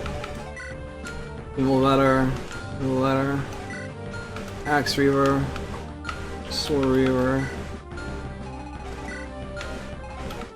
I gotta say, this map layout is a little bit more scattered than I was expecting. Like I was expecting, like I typically when I think of a Fire Emblem final battle, I think of a more uniform sort of locale. This just kind of like we took a castle map and then just put it onto its side.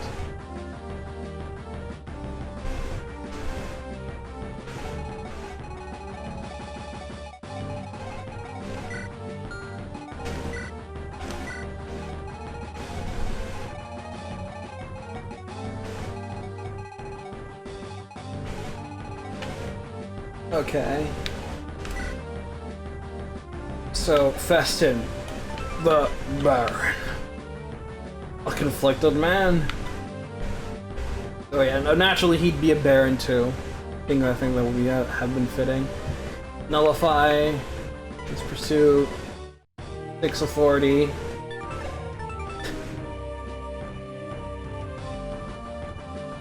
Looks like he robbed Horvath from his tome.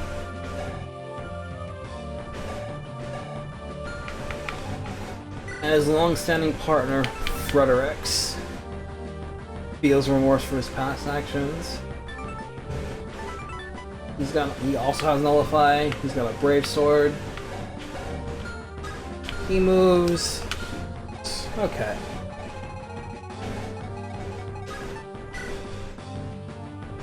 Nine authority.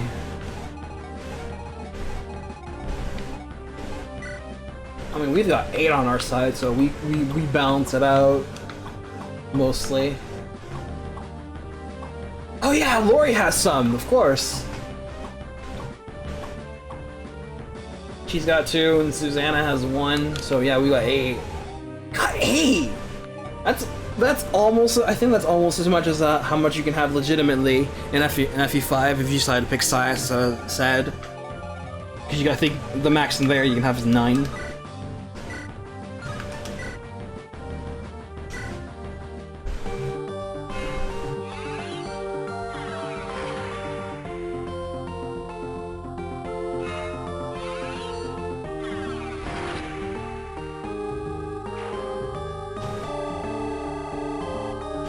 Alright, there's First Blood.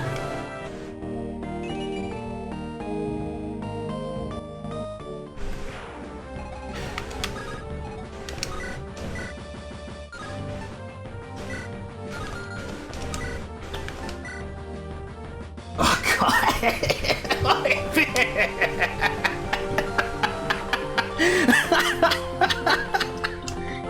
Oh, she's so big! She's so big! She's just huge! She's just huge. It's amazing. This is quality illegal. Look, she's Leslie 2 birds of her age. It's so good. I love it so much. Xana's feeling a lot better with actual luck in her now, so. Yeah, Horse Slayer here. Yeah.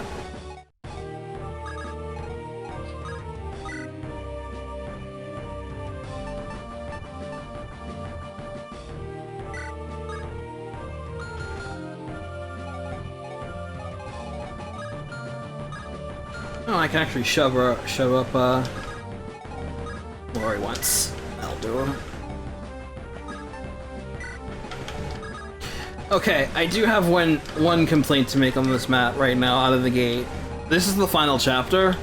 We should have some unique music for either the map theme or the player battle theme, one or the other. Both would really help.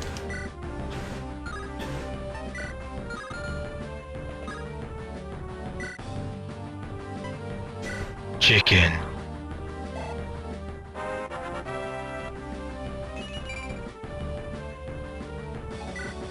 Oh, smart with Darkstone.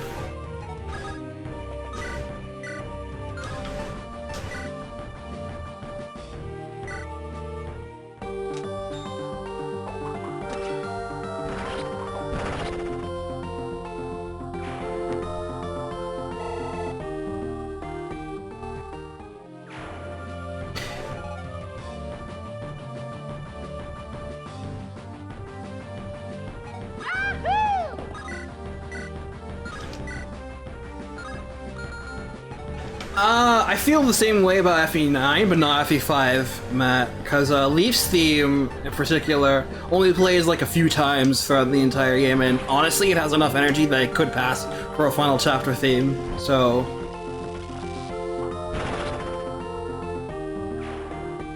Like when I hear that theme, I actually was like instantly think of the final battle, before I think of any other maps in FE5. FE9 though, I'll grant you. Even if I do like FE9's late game enemy face theme, or final chapters theme.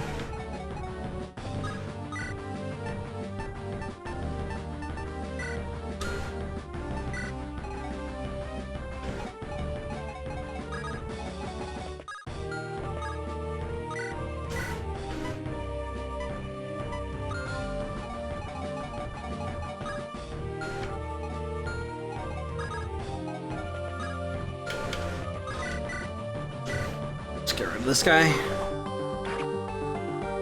Unless you clone Cassius. Yeah, it's just, it functions like a typical summon. You can only have one phantom at a time.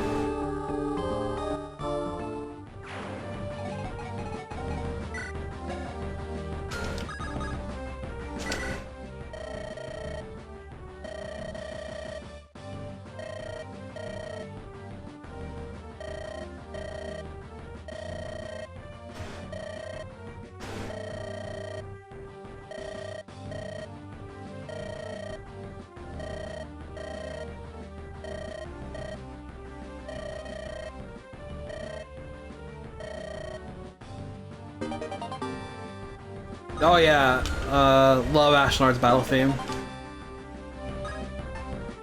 Totally worth.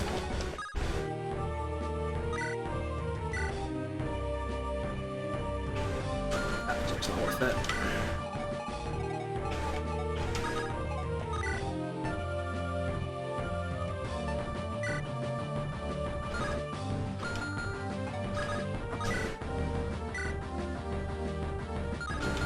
Kill.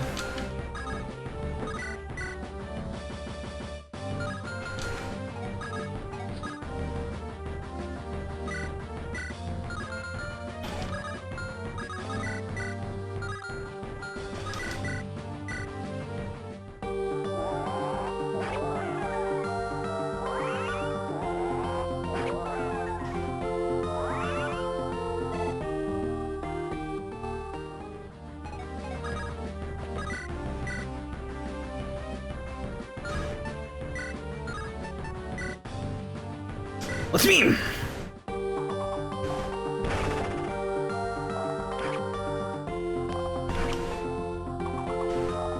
Nice, got 2 crits.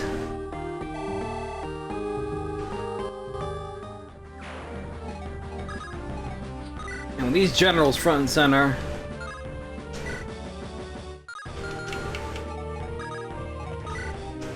Sure, these guys are pretty much like a damage check.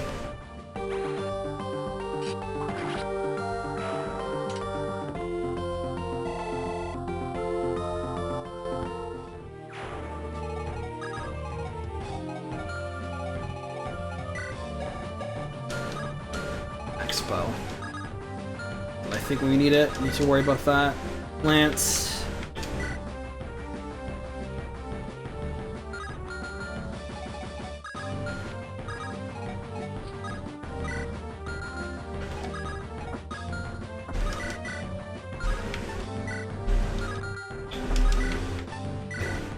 This will have to do. And the fact that Larissa has a crit rates on her is a little worrying. Probably should have given her at least one of the goddess icons.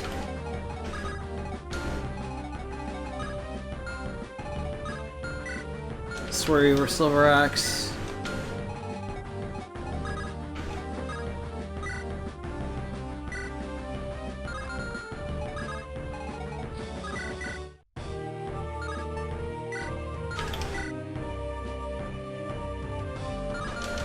These guys are huge. This is like, yeah, this is an actual damage check. Ugh.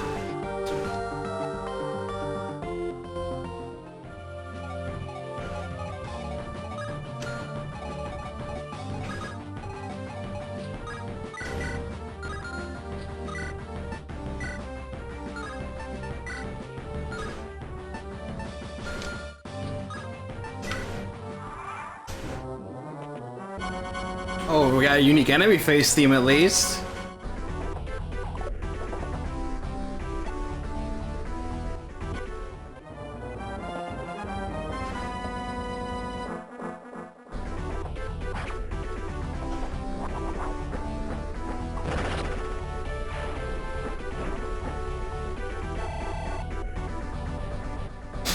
Where is the creator? What's he saying? Damn it. Shit.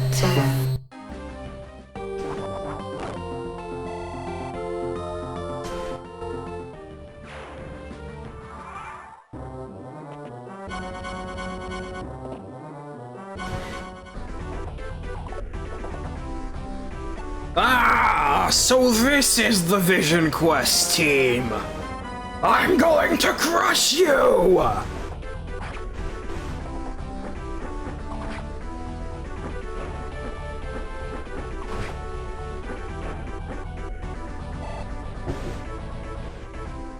Enemy shield analyzed!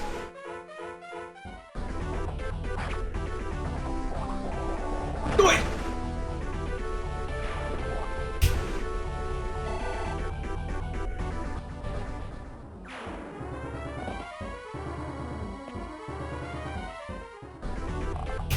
Good.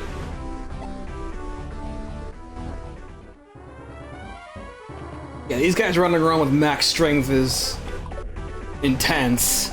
Ooh, I was lucky.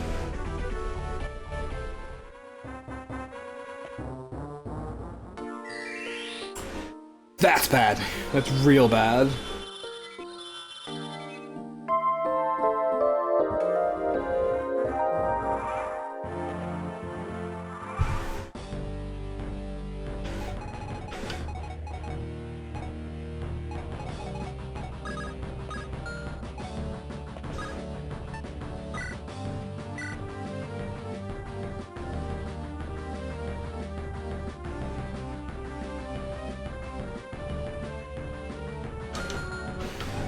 I have a way out of that. I just need to focus a little bit. Nope.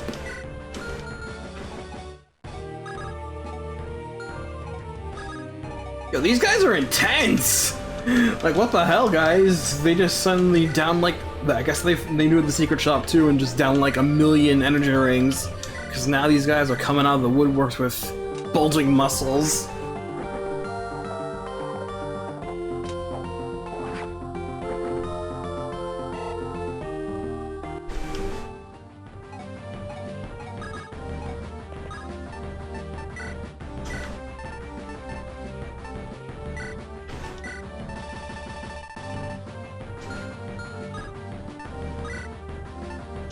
Gesundheit, everybody.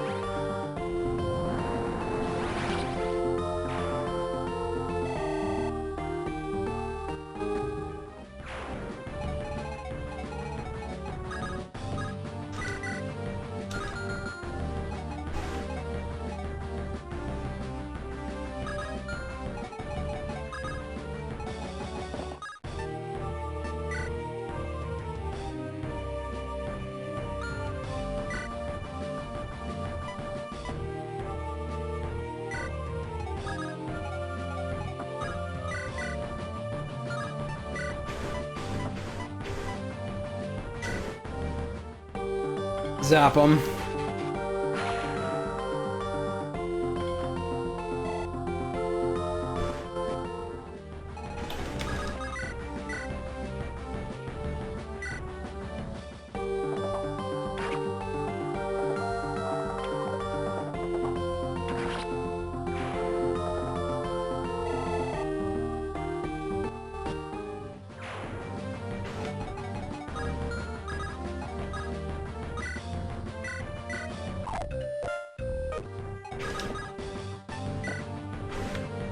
Can't rescue, homeboy.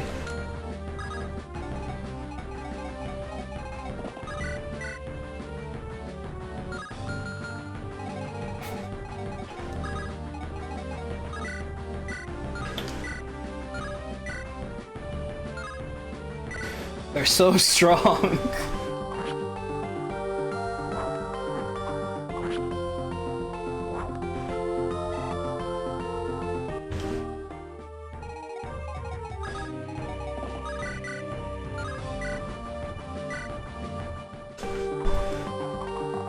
Well, that helps.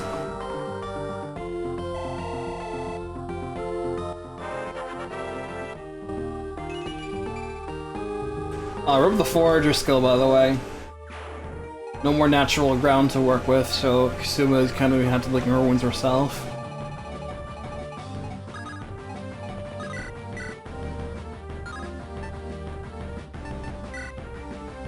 That's looking nice. Nice and better. Miss. Solid. Rock solid.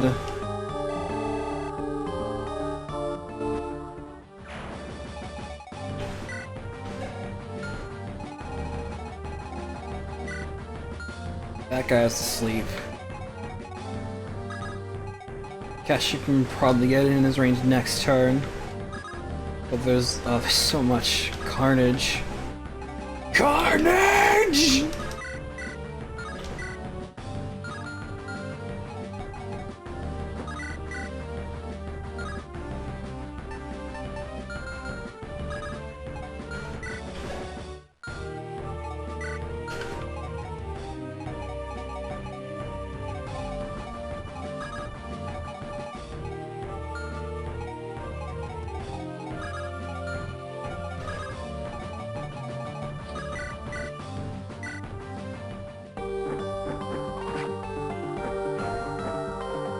Miss.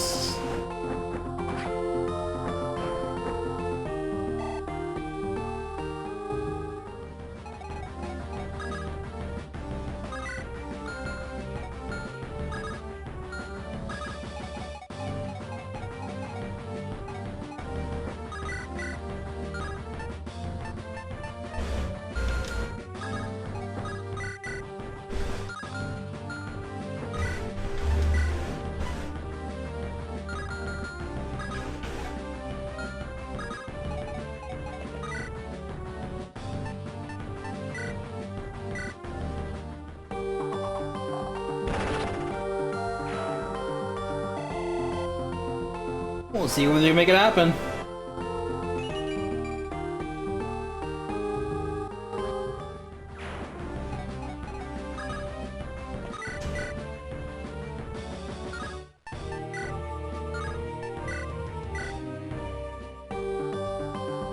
Do it!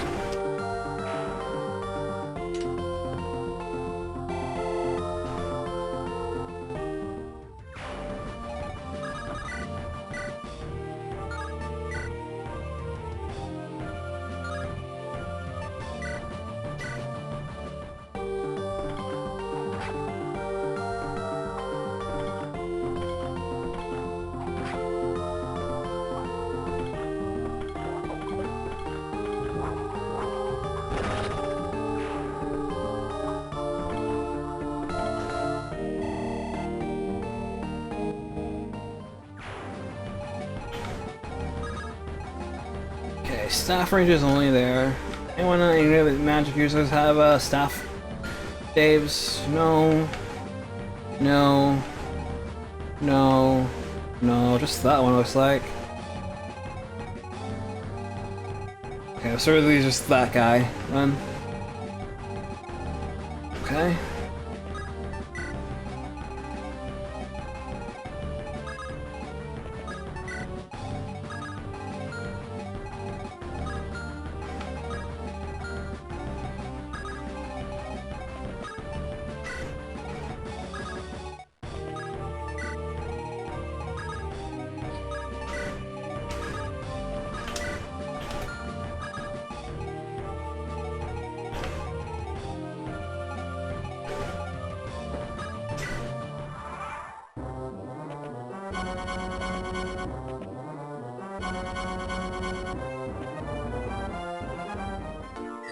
That's easily treatable. That's just like right there.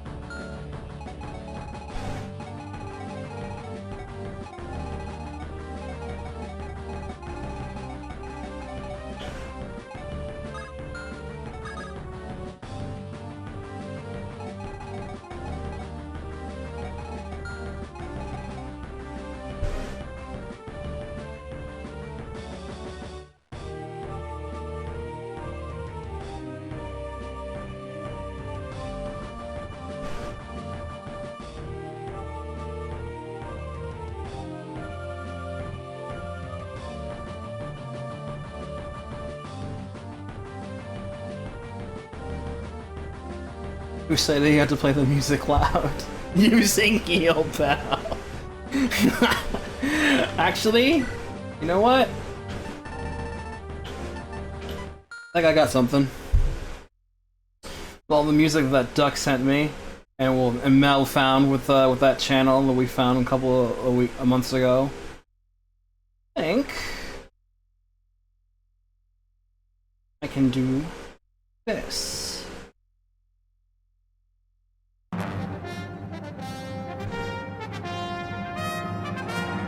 Yeah, I'll probably get copyright for this or my file will get muted, but I don't care. This'll do for now.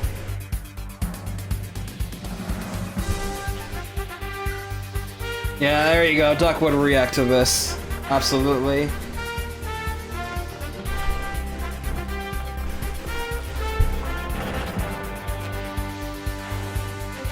Turn down a little bit.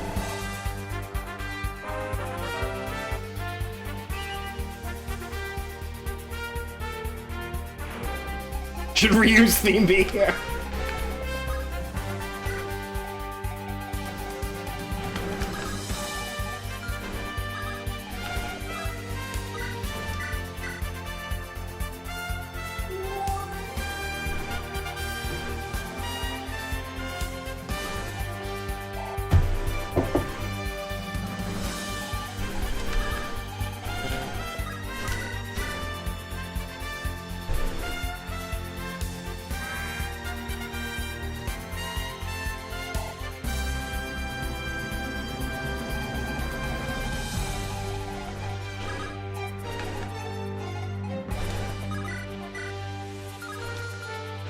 So, yeah, this is a track from Full Metal Panic: Invisible Victory.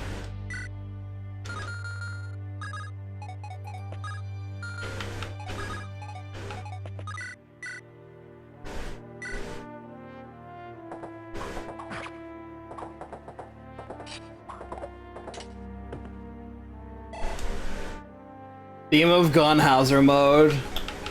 That's it.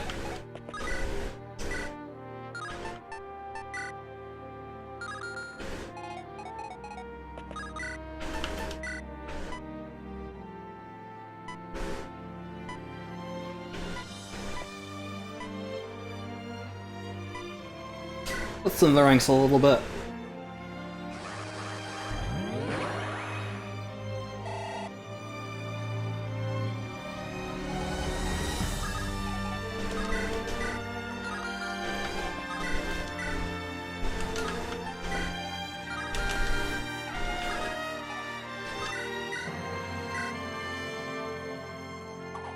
Miss.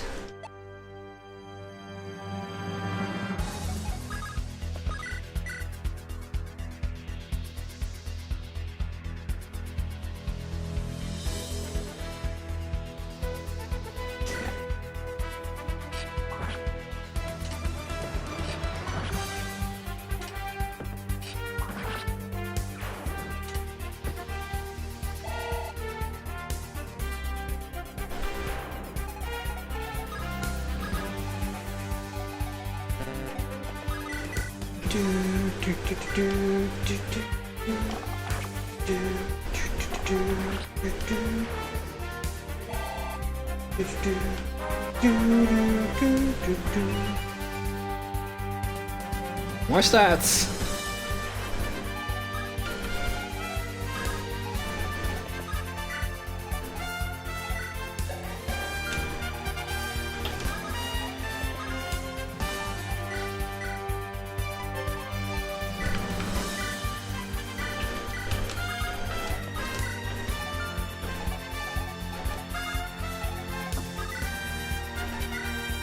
I see you there.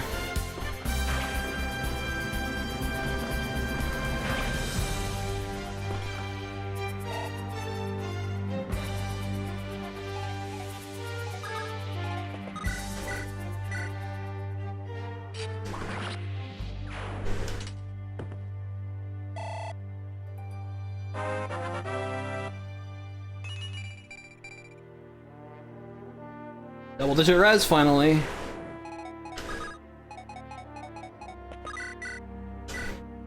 That's enough out of you. God, I hate my own language. All Yury has to say to that bow name is Magenlinda. Up.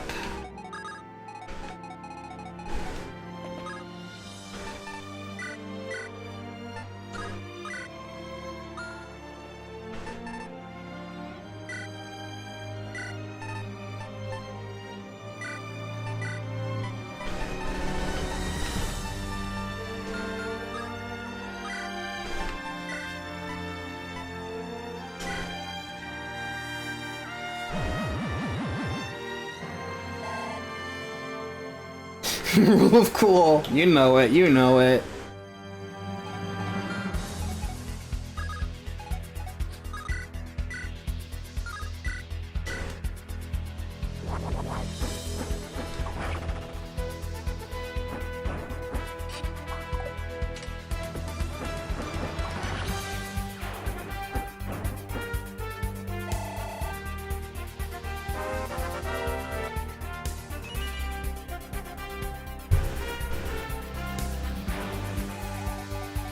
Now on the inside from FE8, he's back.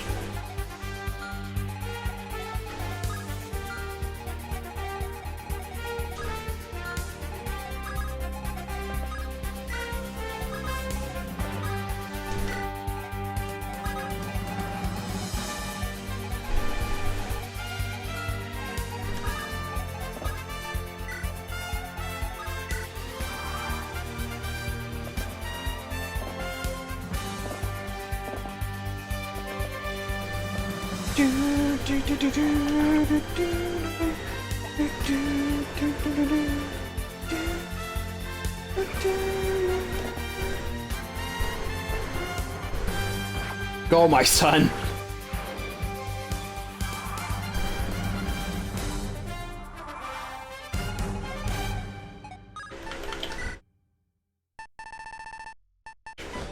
That was a fun distraction.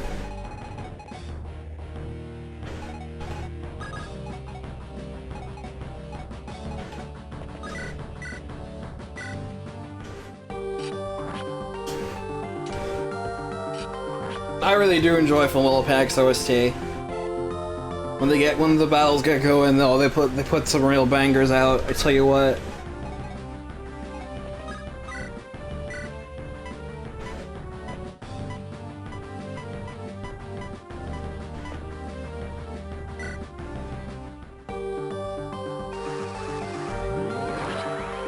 Someone killed me. That's amazing. Oh, that's awesome.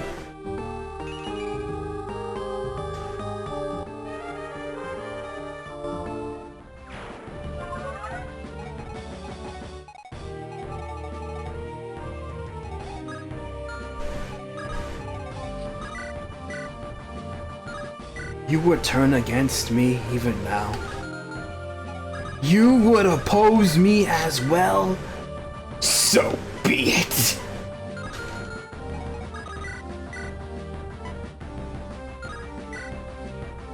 Time for the Lord God to come out.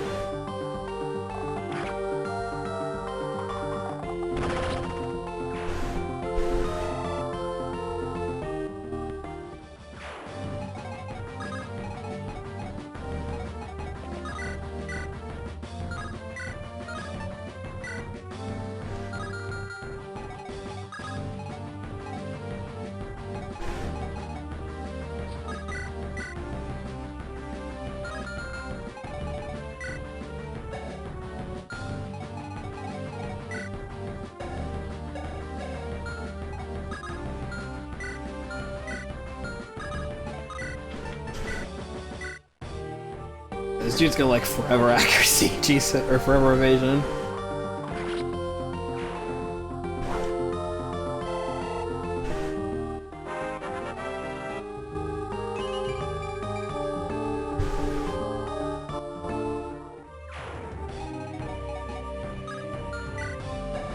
Sword Reaver. I believe we call that Sasarudiska!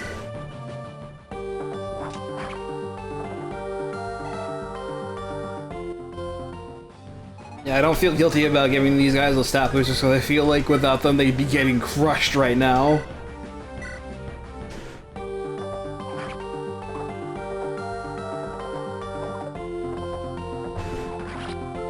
Fractures just turned into Black Wolf 3. I just don't need to kill, I just don't need to kill, I just don't need to kill.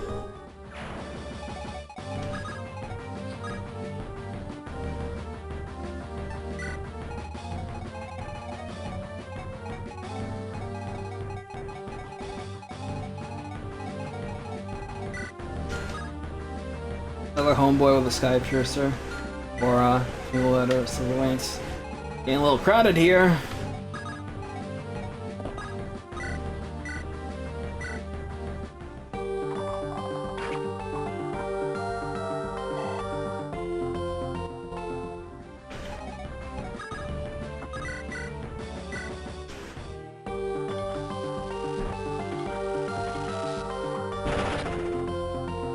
And the Baron crit animation is so simple and yet it works so well.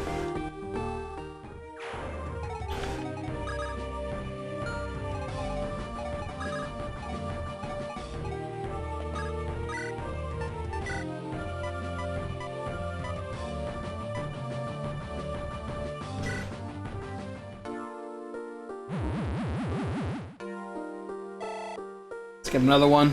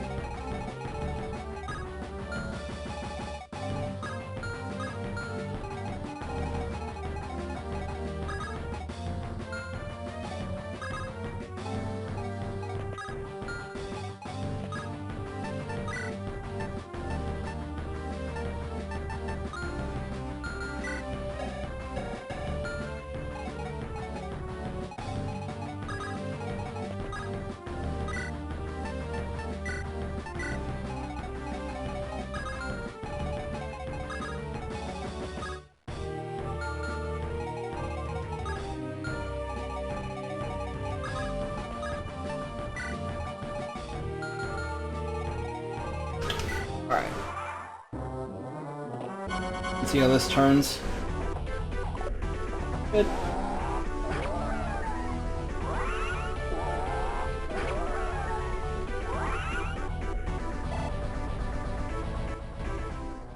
If you use a weapon that can heal against the wall, you will restore HP, yes.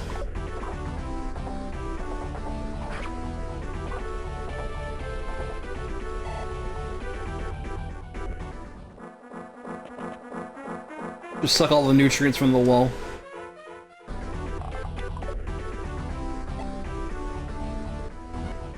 That's metal as fuck. Yeah, sure is, isn't it?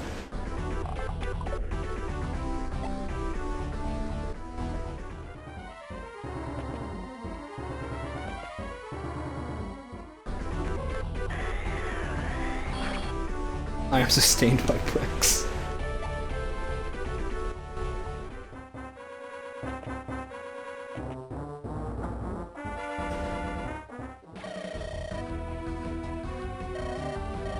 Yabai, yabai, yabai, yabai, yabai!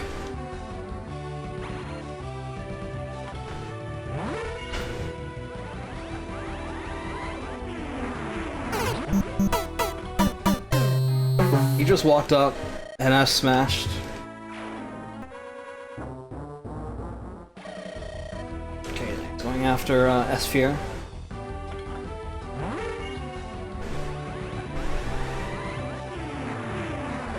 Miss.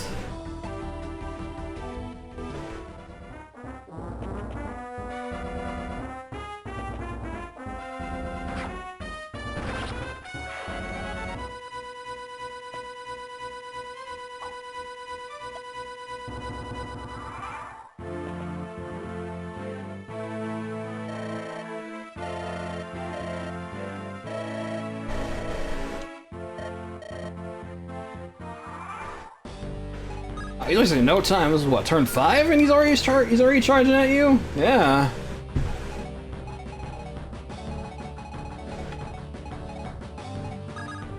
Absolutely zero brakes on this kid.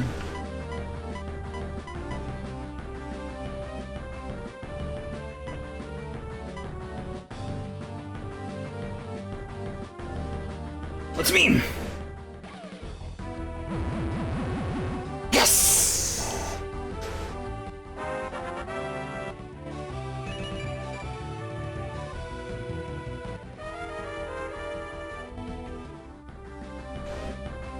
Oh, that's so worth it, worth it, worth it, worth it, worth it, worth it, worth it, worth it, worth it. 1000% worth it.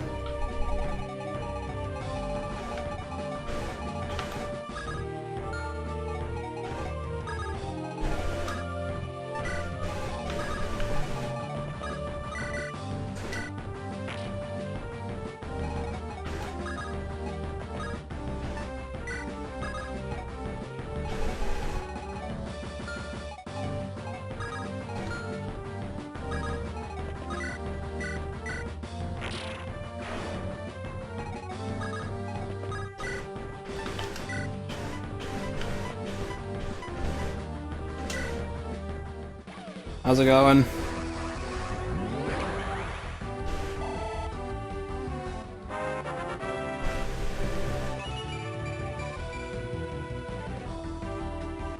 Well, no quote there.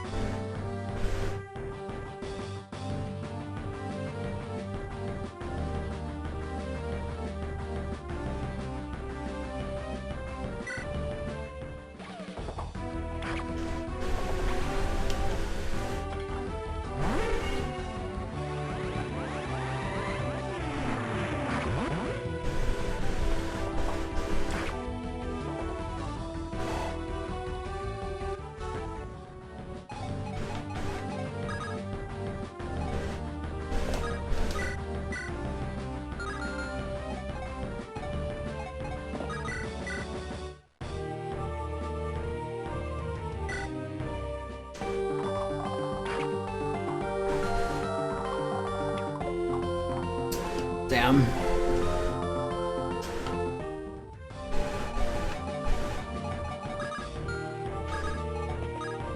Eh.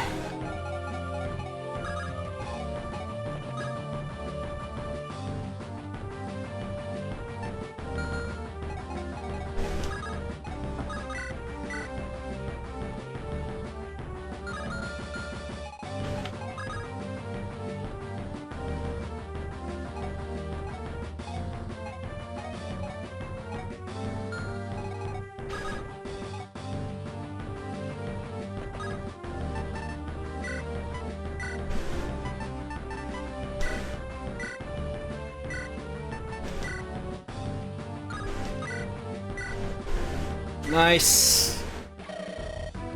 You choose to stand against me, so be it.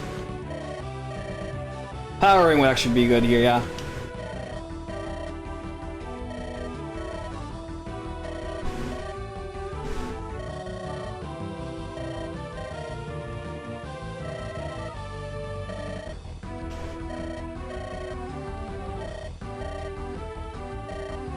Draw your blade is a Baron.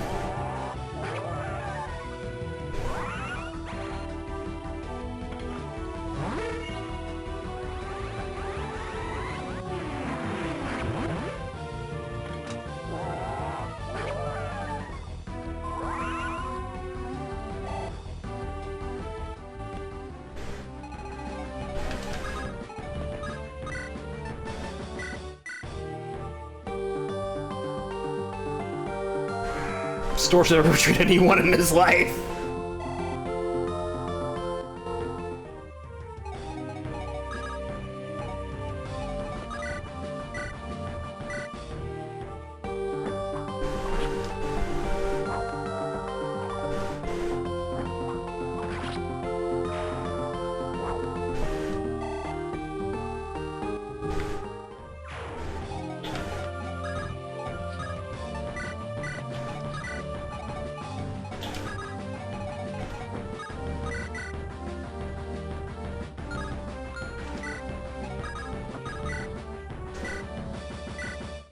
How's it going?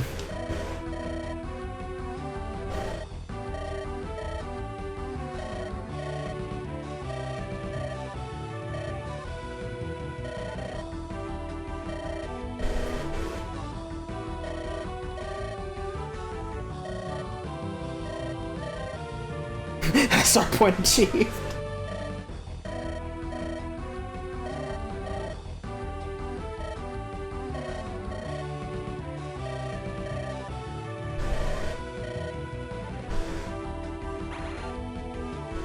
He definitely needs the stickers. Anta Tachiwa.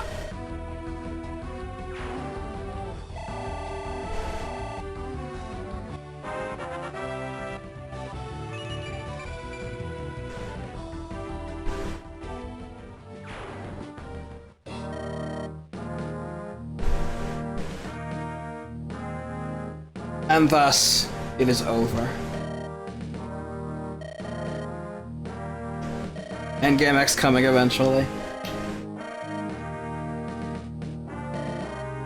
Berserk Fractors never got to do anything. It's too bad.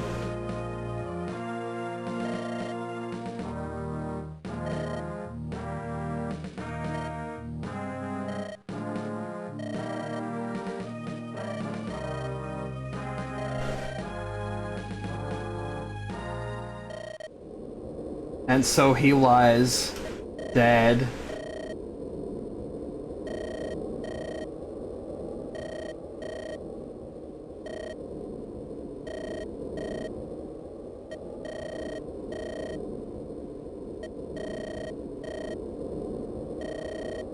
I could see the fear in your eyes.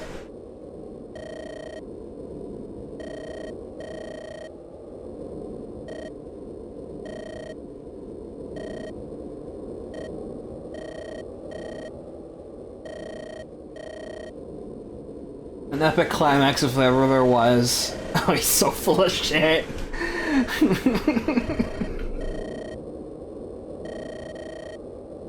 I don't think what we did was all that interesting.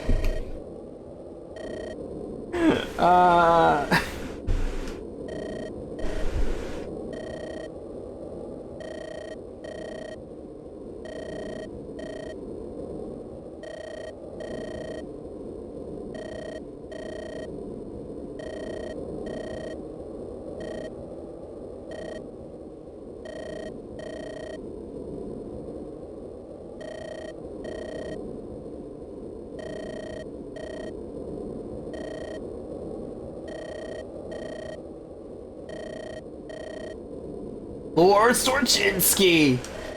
Titus, I told you never to call me that.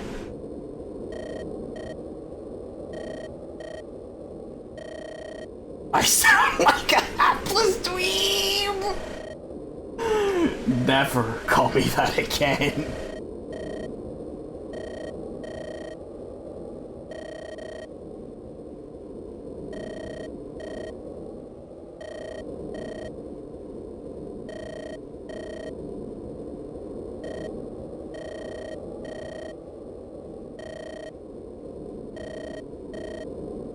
I hear Ashnar touching the fire emblem in the background.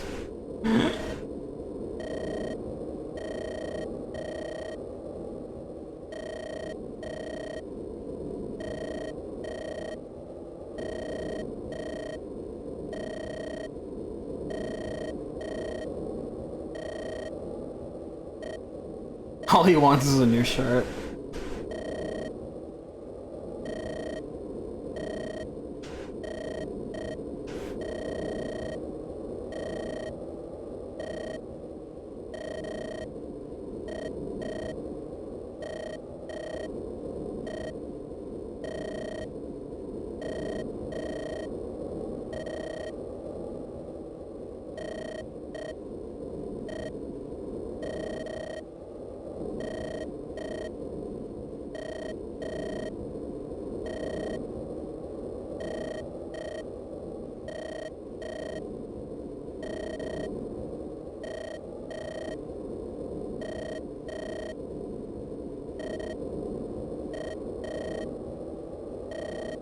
So, both of them, so done! They're so done with him!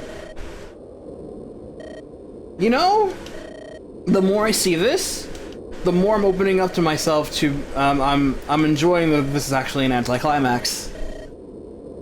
Feels real, in a way, in a weird way.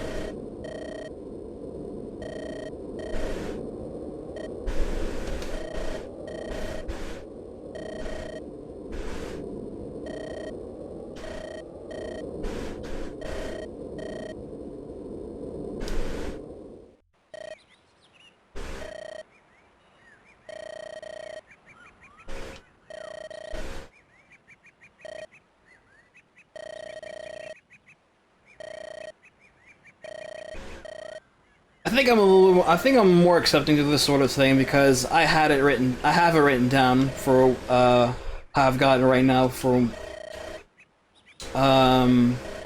Julie's story with Josh is that how her story is set to end is more of is less of a whole traditional final battle and more of like this is an ambush sort of final battle deal. It just kind of happens to flash on the pan. And just kind of ends. And they're not supposed to be a part of a war in that story. They're just kind of dragged into the middle of it. Like Storch is. So I have big respect to this sort of how you tackle this, Dan. It may not be the most popular opinion, but I appreciate you stuck to your guns.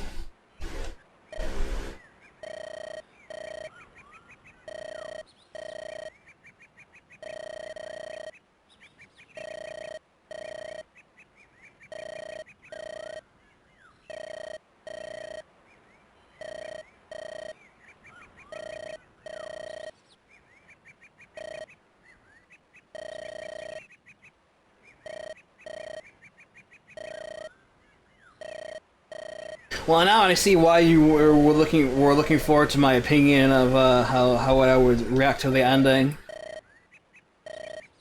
Because this is very subversive.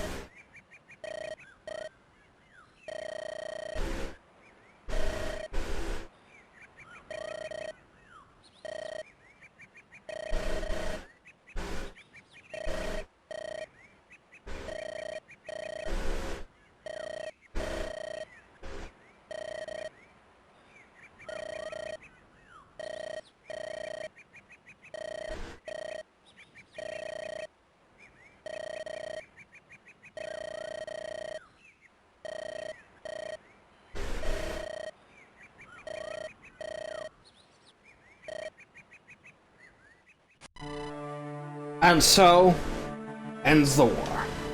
After a year of fighting, Lord Titus emerges victorious in his conquest against Emperor Festan. With the aid of Chief Waluyo, his fellow lords of state, and his many companions, he crowns himself emperor.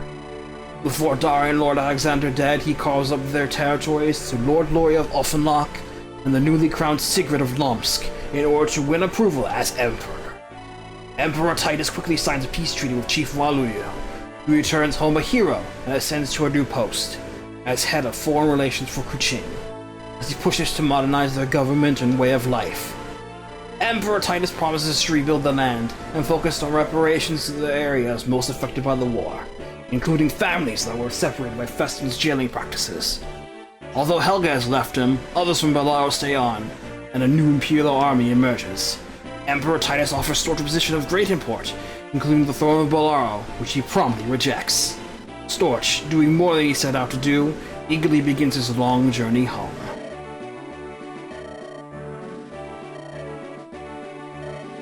Of course Arcadia is late. Too busy bragging to everybody.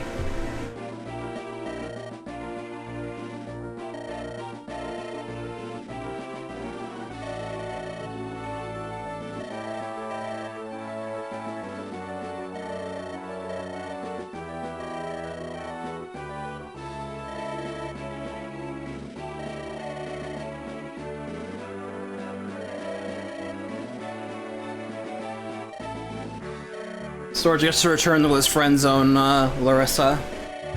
But she's a huge-ass AoE friend zone, so I think he's fine with that.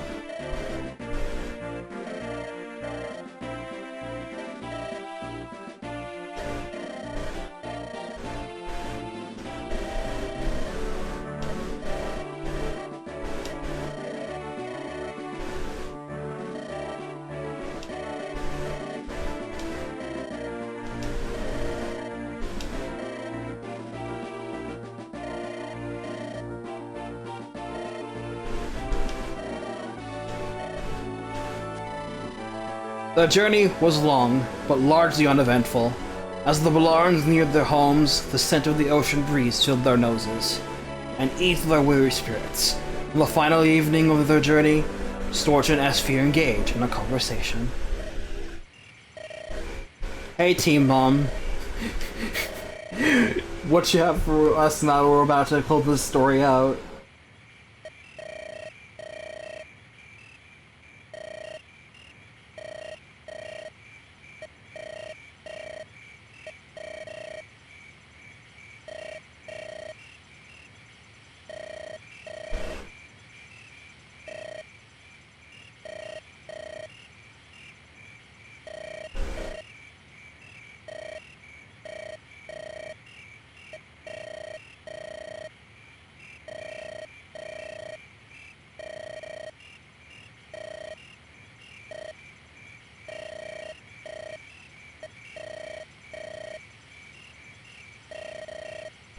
Oh, I sure hope so. I'm tired of those guys.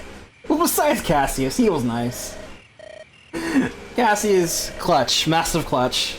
Super clutch.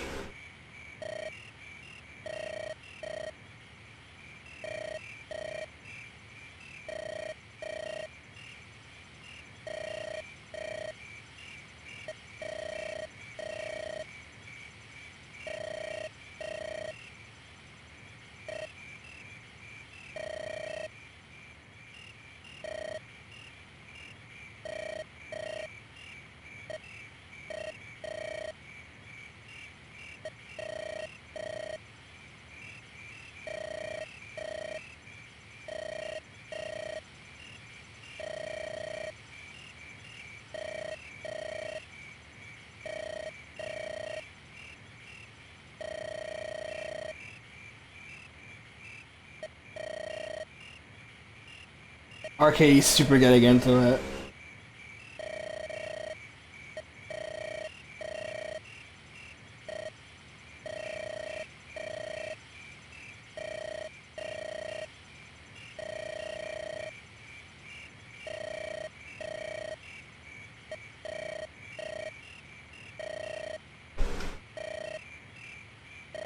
I'm pretty fine. Hungry though. I'm gonna have to eat something after this. Bah! Politics. You said it. You could probably take that line out of context and just be like, show this to anyone writing Fire Emblem or any like serious story, and it's like, politics. Do I gotta write politics to make things interesting? That's my takeaway from that.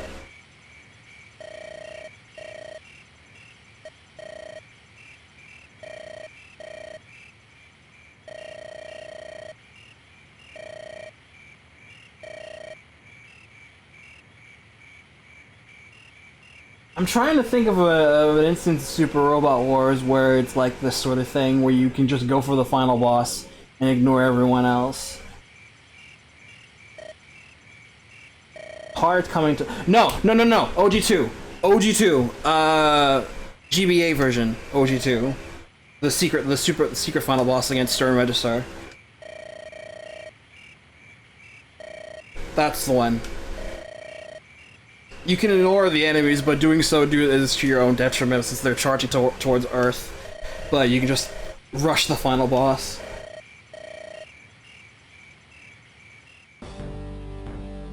And we're done.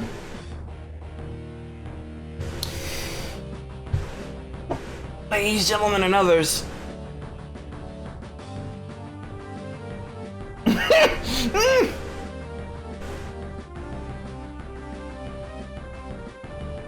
That's Vision Quest.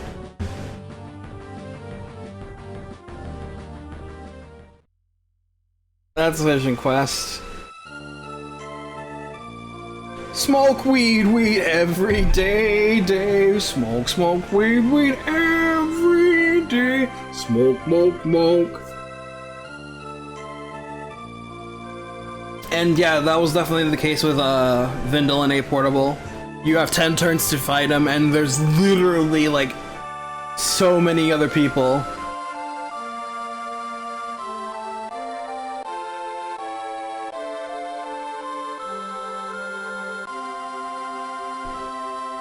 Like, if you're not supercharged for the final map of A Portable, you're going down in flames.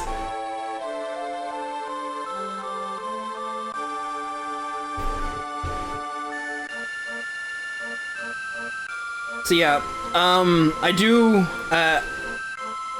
I gotta focus my mind for this, because there's a lot to process. So, yeah, the background is definitely having a giggle.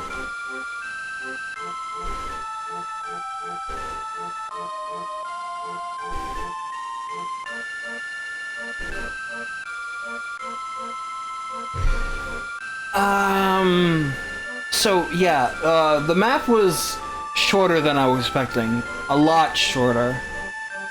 Because, I'm not gonna lie, I was totally expecting a more typical Fire Emblem endgame scenario, because I'm used to that sort of thing. That's what I expect when going in and playing these things. Just have a long story, go from front to back. Go and fight the Emperor. Oh, I am the Emperor! Let's go! Let's fight! Go my sons, go my minions, teach them a lesson in this big uniform castle sort of scenario. Castle, tower, cave, whatever. It's uniform, I expect that sort of thing. But no, it's very much not uniform. It's like I said, the first thing when I saw the map for the first time was just like, it's like you took a map and then turned it on its side. And then you have the end use the top. It's a little shorter.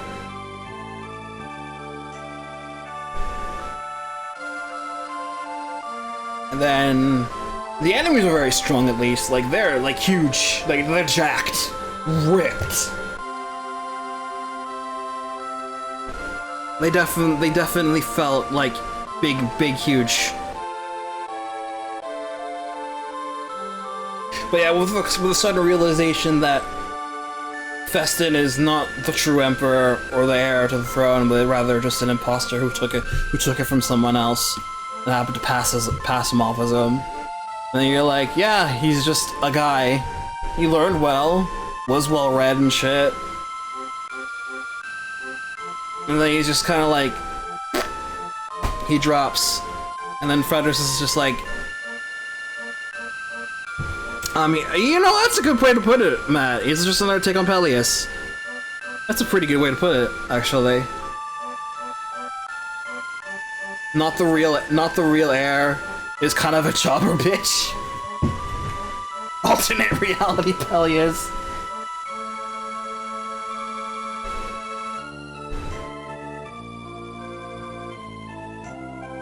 I'm not really actually reading these endings, so I'm just trying to focus on the map, my thoughts right now. Him charging you is whatever, like nearly every boss in this game does it. It's par for the course with Dan's map design philosophy. Don't know, nothing drags, and I respect that. And I respect the entire take on this final chapter, having it being very expected. Not the typical way you expect to close out a story.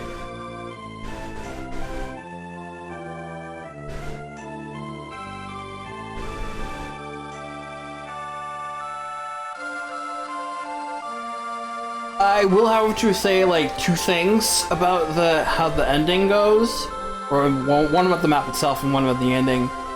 The first, I feel like Fredericks and Festan should have any support with each other, given that Fredericks has been by Festan's sides through the very beginning, and just trying to cover up the lie. And that would go quite a ways to bolstering up both characters in terms of fighting potential. And the second is if Festan dies before Fredericks does. Then have Fredericks muse to himself before the map is over, like, so it ends then. That, alright guys, you win, I yield, and so does everyone else, and then you just go to the rest ending. Fredericks flees!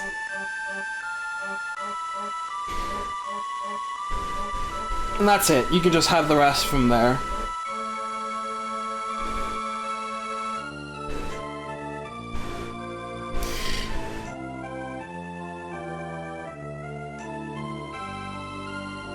The ending is fine. After the bombshell with Storch just taking a massive shellacking on Titus, he's just like, yeah, I'm done, dude. You had it. We're chill now. We're cool. I'm gone. See ya. And Helga's like, yeah, I'm doing the same thing. Peace, my guy. See you in the sequel, maybe.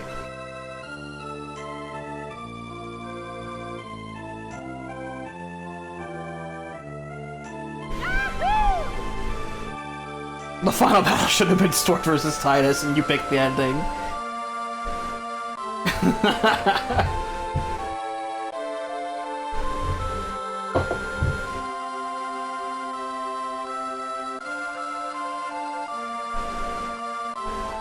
Thunder God, Titus versus, Shang Storch.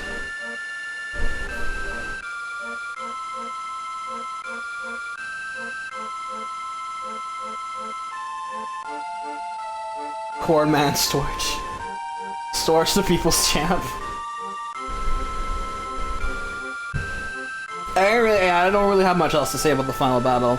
Like I said, as we discovered, it might seem as an unpopular opinion how you handled the final battle, but I respect it, and I'm glad you stuck to your guns. So, cheers to that. Now, I guess we can talk about the game itself. Dan, all respect to you. I love this. And I feel like with proper ironing out of some little things here and there, because there's a lot of minutia that I feel like that could be changed. What you have here is a pretty damn good setup for like setting the framework for all FE ROM hacks going forward from here on out. Because this feel like is the new benchmark to me. Once it gets going, it was very popular for a lot of people once you announced its completion, and a lot of people had really nice things to say about it. And yeah, I see it. I totally get it. Like, I had a lot of fun. Ups and downs, all sorts of things, but you definitely put it into a nice compact project. Even if it ran just a teeny bit long with the whole characters and everything, the whole Iron Man philosophy behind it. You had an idea. You and Pikmin and everyone else planned it out, banged it out, worked it, and it worked. And definitely worked on the map design, because I feel like that's one of the strongest points. That and the writing. Like the character-to-character interaction. Definitely one of the strongest points about Vision Quest, for sure. The little things definitely work to the benefit of this. And I'm definitely one of those guys who likes having character-to-character interactions with when it comes to playing Fire Emblem. A lot of Succoden feel towards it. I know I heard some people compare Vision Quest to Succoden entry, and I see it. Because a lot of the little people talk, and there's lots of recruitable characters to go around too, so.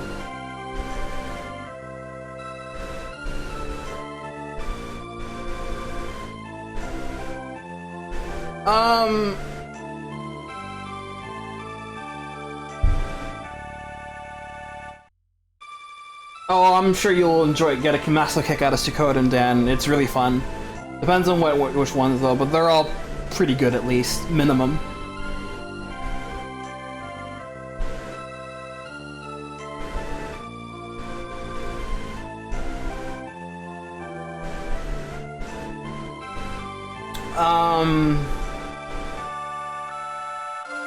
Let's see.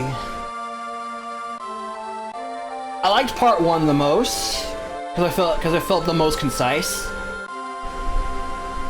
Like writing was fair, map design was good.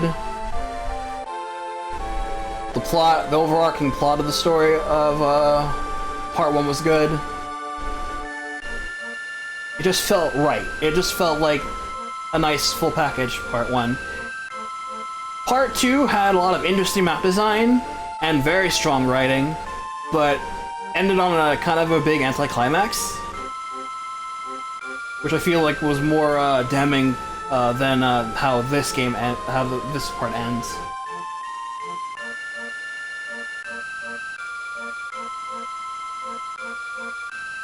Part 3 has very strong map design, but still, I feel like it still needs a little bit of a writing check. There's definitely needs to be more setup with Waluyo, integrating him into the overarching story at large. But it ended much better than part 2. I can say for sure. And part 4 definitely had a lot of maps with a lot of weight. I guess they were girthy to them, for lack of a better term. They were huge, and like they just had a lot of meat to them. Not like big maps, but they just had a lot of enemy density. Writing just felt like it dialed back a little bit, and that map with Onderdonk in the middle with the curry was, well, it was fun. It felt more like a part 2 map, just crammed right in the middle of the ending of the end game of part 4, and it just felt like a slight disconnect. The map itself was fun though, so.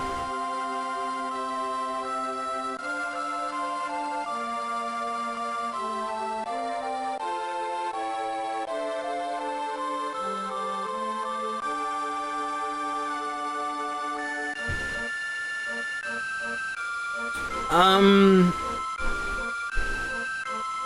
feel like with the writing itself in general is, while it's overall very strong, character to character, there's definitely...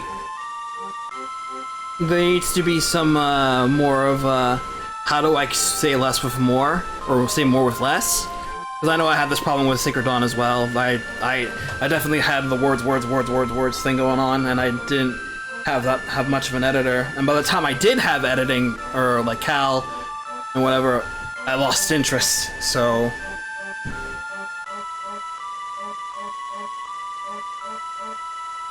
Just an observation. Editing, or the eventing, you mentioned this before, eventing, like, definitely, I feel like is one of the more... definitely one of the things I think needs to be worked on a little bit more, because the eventing really... the events need to have a little bit more weight to them. Like the whole, like, having dudes in the maps rather than just having text pop up one again and again and again. Characters and text screens over and over rather than just having one text screen and then just having dudes talk on the map. And then have dudes moving around the map, that sort of thing. And I think the last point is wanted to bring up is music. This Vision Quest is a very eclectic soundtrack, much more than anything I've heard playing Fire Emblem ROM hacks, and that works for and against you. I've liked a lot of the individual tracks you place, but I feel like some of them work and some of them don't. Mainly due, it's a lot, and it's basically like a whole bunch of factors. Placement, the MIDIs themselves you use, the arrangements, the song choices themselves, and the placements of what to use and what not to use. I can tell you there was definitely an experiment made with the music choices you made. Oh yeah, here we go, I gotta pay attention to this. While they reconciled their friendship, romance was out of the question. Larissa took over her father's business, and Storch took over the family farm.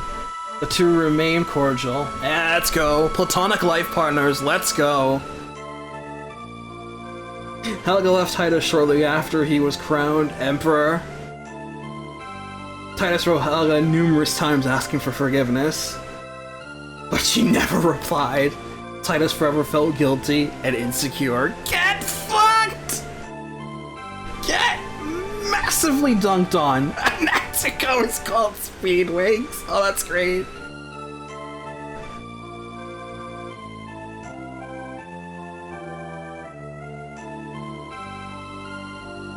Look at these relationships getting massively destroyed live on stream. Nothing comes out good. Nothing is perfect, kids.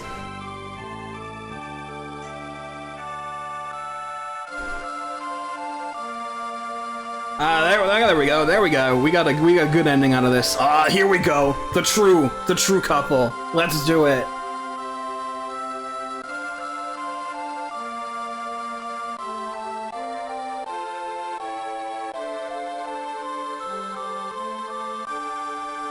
Bash Brothers. Absolute Bash Brothers. 16 years later. You have not aged a day.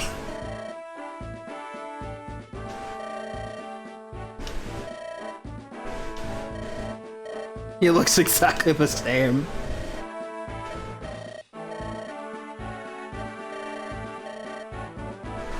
Titus is a Three Houses faculty member. He's just rapping with Gatekeeper right now.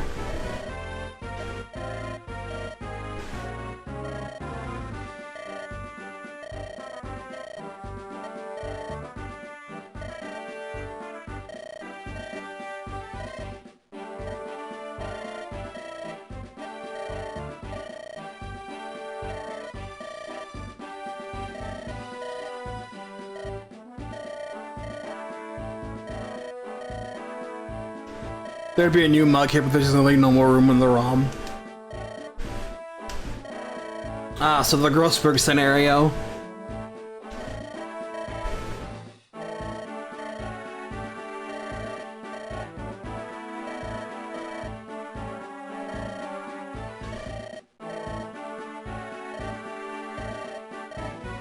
Did you guys know that? The reason why Grossberg has so few frames in the original Ace Attorney was because he was a legit last-minute addition, and they had only enough room for those two sprites. That's it.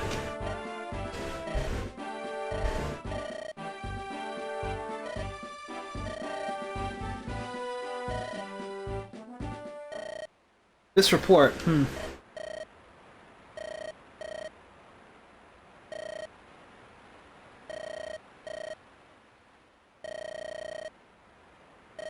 What?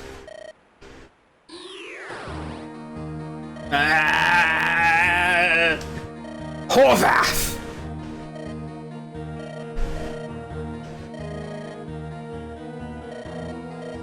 "16 years lying in wait. Aswal has built his power, and now he's come back to claim Soul Edge from Titus. Exploitation of an ailing man."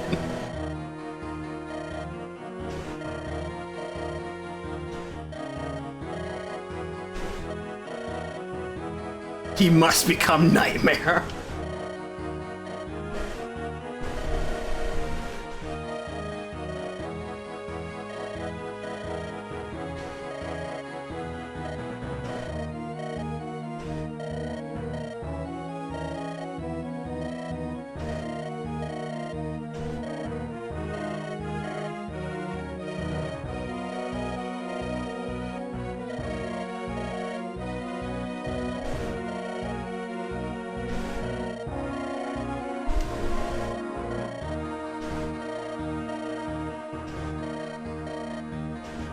This is so man for v Arvis right now.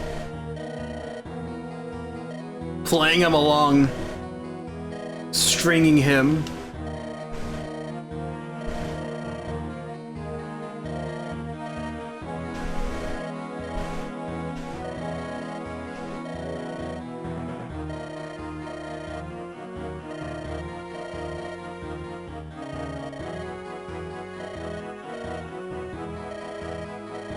You had a chance with Helga, dude, and you blew it. You blew it super hard.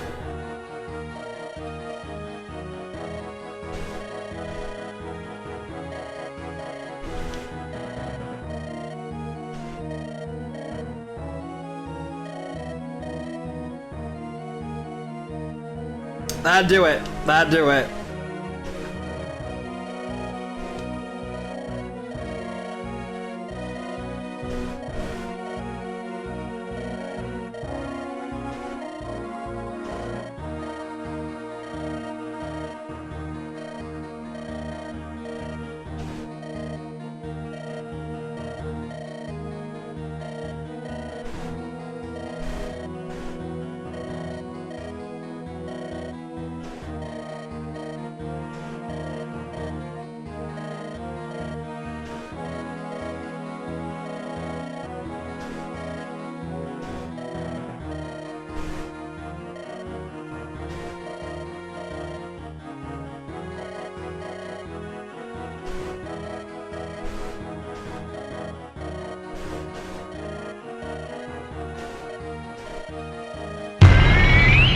Da-da-da-da!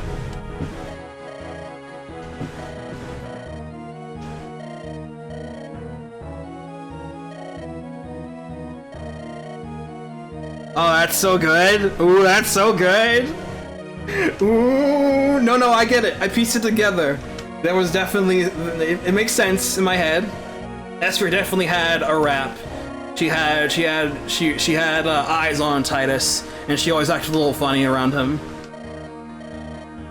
I get it, super get it.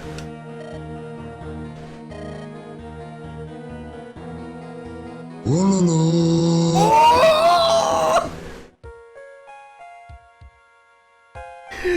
Vision Quest 2! The final boss is Titus.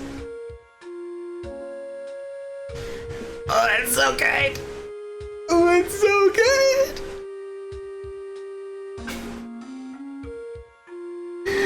Oh. Okay, okay. That's really fun.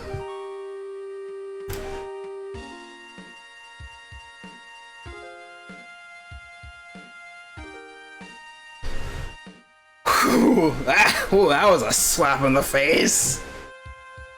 Beautiful, though.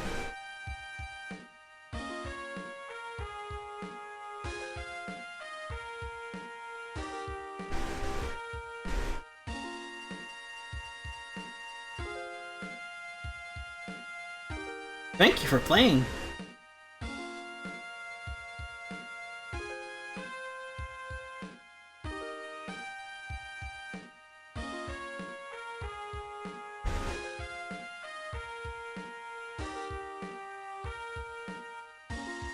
Oh, so Titus was hardened. Oh, he's super hardened. He was super hardened. Ooh, ooh, ooh. Donate to circles. I love this. Okay, the last comment I made before the paired endings came up is that the music, it's fine. It's just. Actually, shit! I lost my train of thought. Well, I pretty much said all I wanted to say about the game itself. Long story short, Vision Quest is a good. I definitely give it a nice, strong, hearty 8.5 out of 10.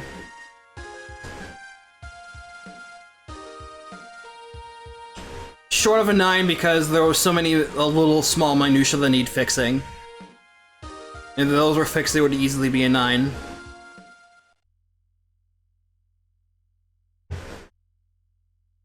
Vision Quest or Realm Reborn. Ken, Street Fighter 2!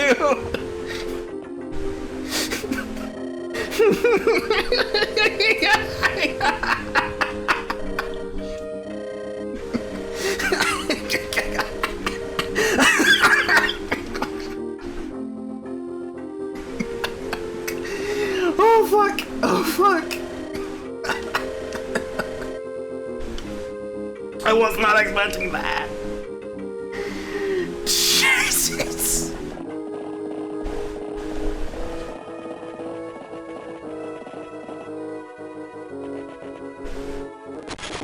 Okay, we're done.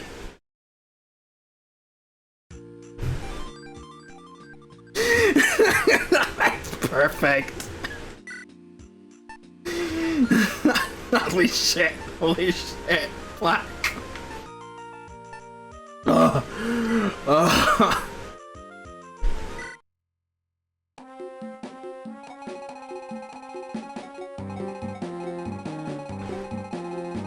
Amazing. Amazing.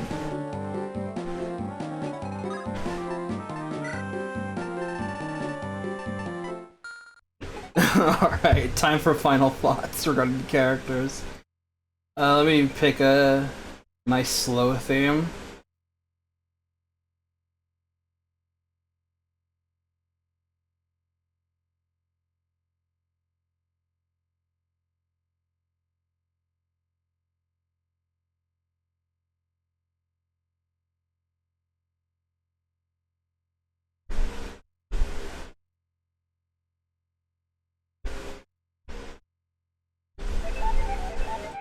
Living in the sky.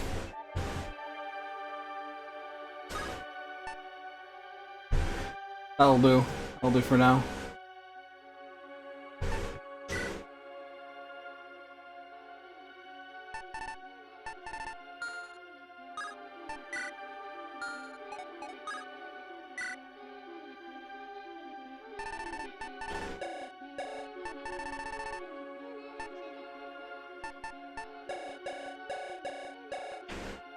Of course, it puts Honeydew at the very top. So, deserved, by the way.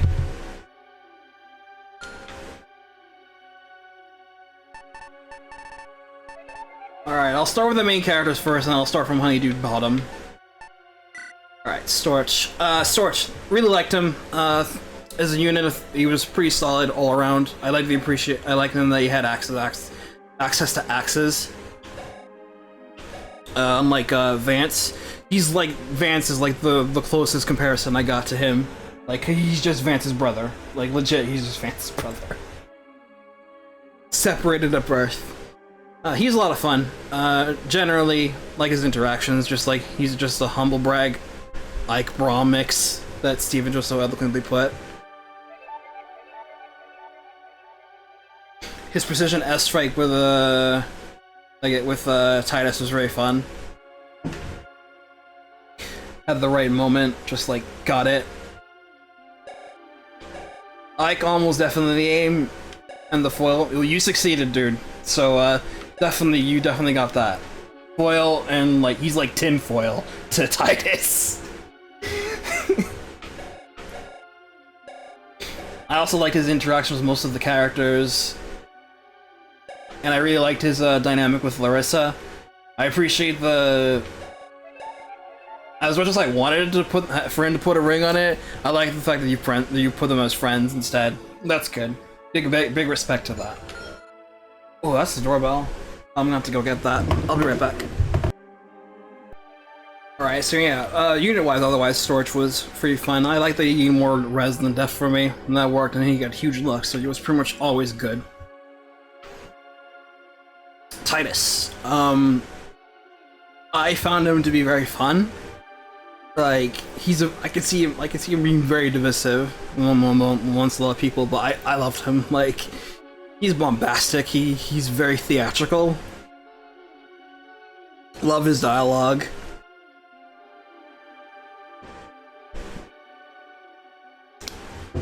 And him just basically just playing everyone like a fiddle for the end of the game. It's like, now you all do things for me so I can oust the Emperor and become Emperor myself. And Storch was like, no. And it's like, more and more people started to call him out on his bullshit, and it was kind of interesting to see everyone just kind of like, I don't know about this Titus guy. But he stuck to his guns and kept to it in the end. But now he's being played along with the wife Horvath, so, oh, excuse me. Was it all worth it, I guess? Magic armor unit was really cool. Being able to use all magic when he became a baron. Pretty much the ideal magic form. He never felt like being a super drag to use. Like, he wasn't really one-running a lot once his Dire Thunder ran out, but once he got going and became a heal bot, he was fine. Waluyo, super clutch, actually. In general, he just seemed like the nice in-between between Storch and Titus. Very much reasonable dude with got a nice sense on his shoulder. He's got a lovely fiancée, and he knows how to use axes and bows. The fact that he is an axe nomad is really cool.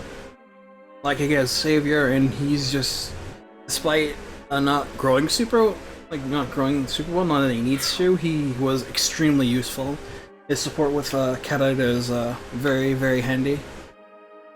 He is the chief. But he definitely needed more presence in the story, I felt like.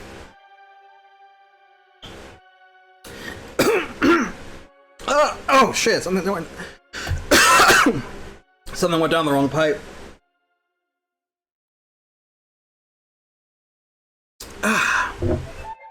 I'm okay. Cassie is super fun. I wasn't expecting much out of more units, but him being able to summon and Custer himself was amazing. Being a ghost chicken who can use dark magic is awesome. Cassie's otherwise came at a pretty good time. Need another staff bot. He's got good overall stats. Just bringing him on to summon Cassius and just be otherwise good heal was fun. That's all I needed to be. Sigrid, used her on a whim, just to, like, I got an you gave me an est. Now there's 5 maps to go. May as well give it a shot. Sigrid's fine. She turned out really nice. Paragon really helped. Because without it, she'd be massively dead weight. She had really strong growths and bases. And her having Breath of Life instead of Live to Serve was cool, since all the other healers had Live to Serve instead. Sigrid herself seems like a fun character. Cute. Got a bit of sass on her. Would have liked to have seen more of her in the story, I think, personally. I feel like she would have probably grown on me a little bit more if she had a little bit more presence. Kedit, really, surprisingly, I was surprised on how useful she was, despite her just being limited to staff only. But she was good at healing, good at doing damage. Not great at doing either one, but her main claim to fame was just being overall pretty good, average, and supporting Waluyo. I do like also that she calls him Wally. That's really cute. Not much else to really say about Kedit. She was good and nice to just fix Waluyo too, and they made a hella good tag team.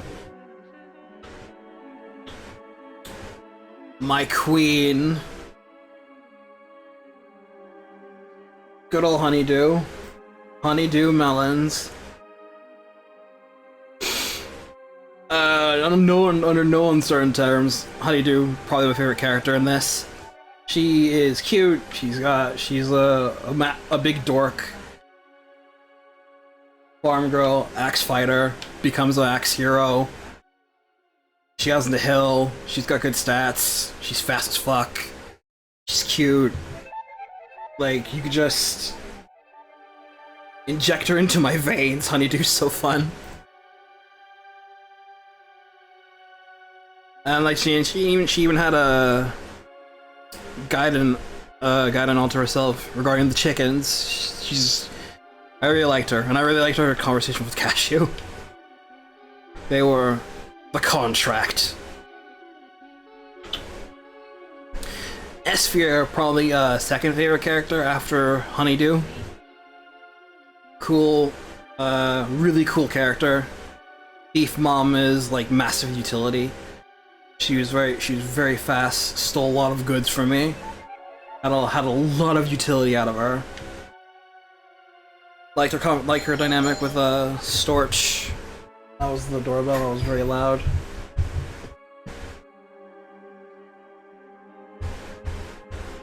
And I got surprising mileage out of Steel Plus. Not as much as I would have liked, but still pretty good. Pass was very useful in certain scenarios. Not as much as I probably would have thought, but I think I got more use out of Odalie's Acrobat than I did with Pass, but still pretty useful. But overall, Esther was very cool. Really liked her. Yeah, Odalie, surprised that I liked her as much as I did. Got enough mileage out of another thief. My only general complaint with Odalie is that, despite having a higher strength growth than Esphere, she basically got nothing. But she turned out faster, and at least Acrobat on a thief is amazing. It's more useful than you think it might be. By the way, she's just kind of a bumpkin. Kind of remind me of Kath. The shawl does it, because that's basically just Kath's shawl. But felt more likable than her. Cashew, he's basically just Ronan, but with an actual strength stat instead of defense. If only he had extra movement, then the Ronin comparison would be like massively complete. And he also has the hill, so he can just help out whenever just take out problem dudes with skills.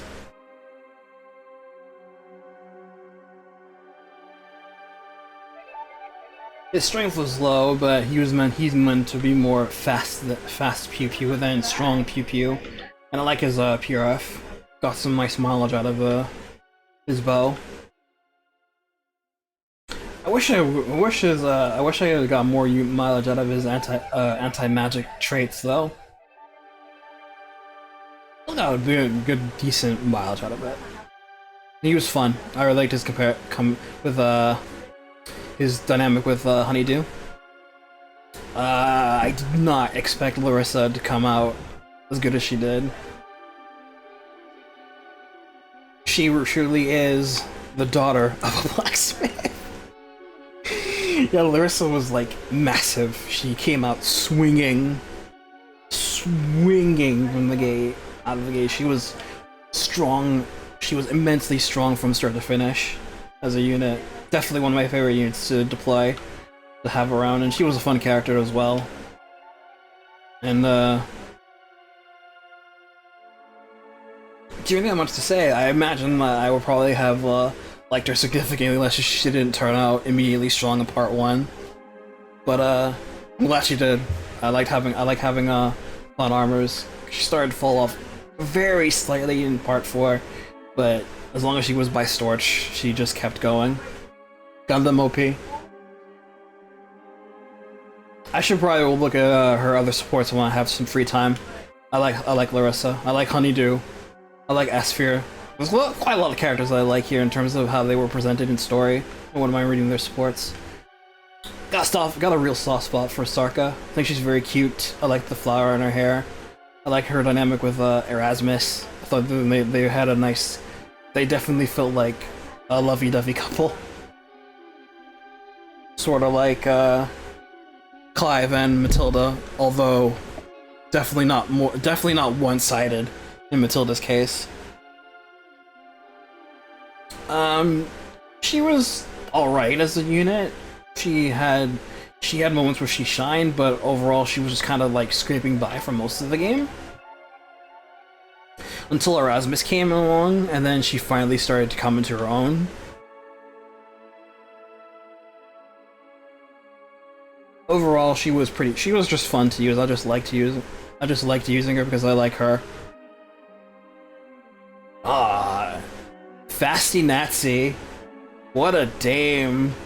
I love me some Pegasus Knights, and Natsuko fit that bill to a T. She also came out swinging by having high speed, but also massive strength. And her lightweight skill was really useful for early game. It just kept being useful. Didn't have to worry about it later on as her speed started to even out. But she just kept being super fast anyway. She was definitely another one of the units that just turned out really strong for me and just helped solidify her place on the team very early. She was just strong, right? Very strong. That'll have me a good sword peg. Helga, another fun character. Like, I really liked her dynamic with Titus. Also, just a very strong Axa Wyvern.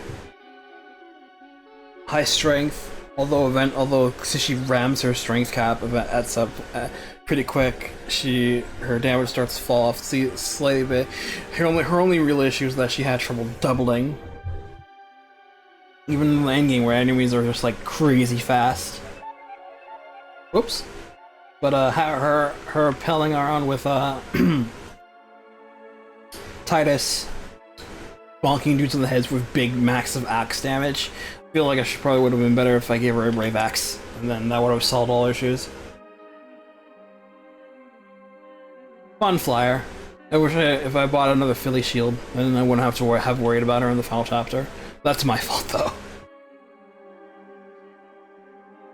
Hokulani, another character I really wanted to get more mileage out of, since she was also just kind of like middling. She has high strength, but middling speed and skill just made her pretty hard to use, especially with her lower defense. But Savior, at least If she didn't have Savior, I probably wouldn't have used her. Having a flyer with Savior is extremely handy, despite her lower average stats. I really like Hokalongi's portrait, by the way. She looks really cool. Like her earrings.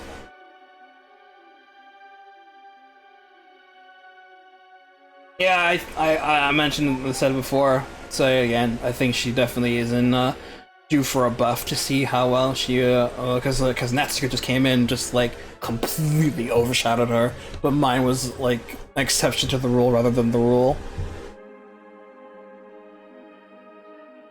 Another melee one, really good on this one. Erasmus, he was largely filler, but he was just a nice enough dude to tag along with Sarka, and they made a good tag team. Really not much to say. He's alright. He's an alright dude. I like him. Mikhail! Refresher out of 10. He's the refresher. I didn't really have much else to say. Him with Acrobat could have been a bit more useful. Kelsper! But, The fact that he comes so late as well probably did no favors. Like he at least comes in the start immediately in part 3, so you have plenty of opportunity to use him. But at least he got some mileage out in the final chapter with his one clutch use of the power ring. Susanna, just another unit to just come in at the end of the game, just in case you need some more muscle, and she's muscle, alright, with puissance. Low luck is, whatever. Had an Iron Rune. Dual S ranks. Another, female hero to just run around with, just being very strong. This is Hero Khalil, and I like Hero Khalil. This power to rival Hero Felicia. Kusama, surprisingly more mileage out of her than I was expecting, to be honest, and she had some nice writing in part 3 with her older sister. She was just like, what about my older sister? And then she dies. It's just like, oh no. But we gotta be steadfast about it. She was very squishy, but as long as she had Forager, and she was on natural terrain, which part 3 was full of, she didn't have to worry about healing, and she just keep getting up and go as long as she kept pew-pewing, doing cool hit and runs. Yeah, I got more mileage out of her. If I had more room in my party, then I probably would have used her for more of part 4 instead of just the start of it. The Lord Goddess of 80 HP. Oh, Lori's so cool. Beautiful. Beautiful.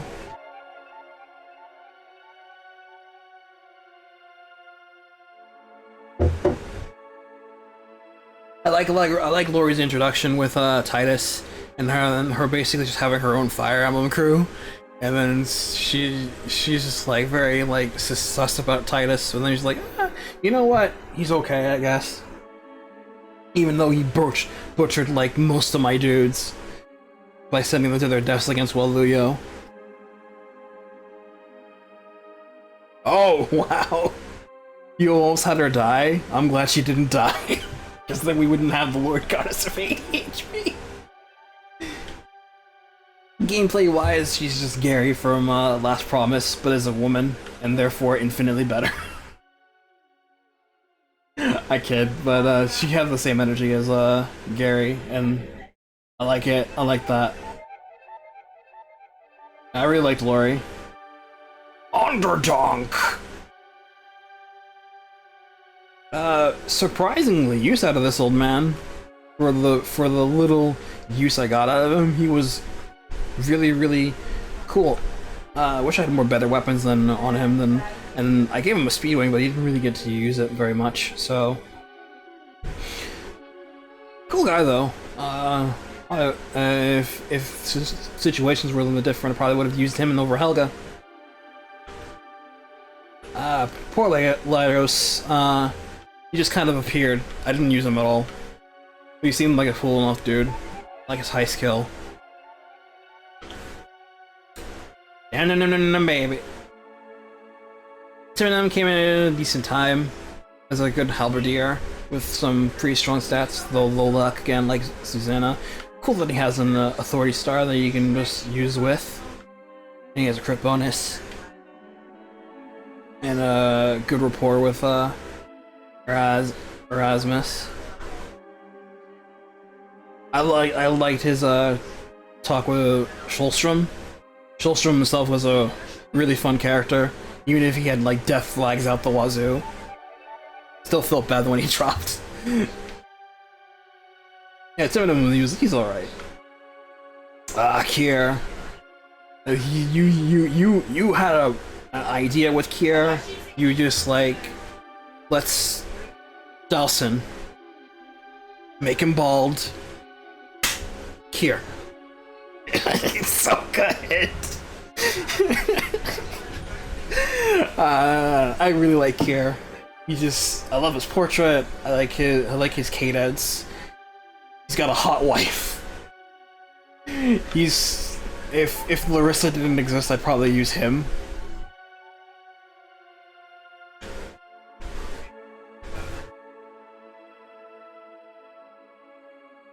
Surya. I wanted to use him so badly, but couldn't because I had so many other dudes running around. Because this dude's just, if I'd actually seriously used him, Surya guaranteed he would have been an absolute monster.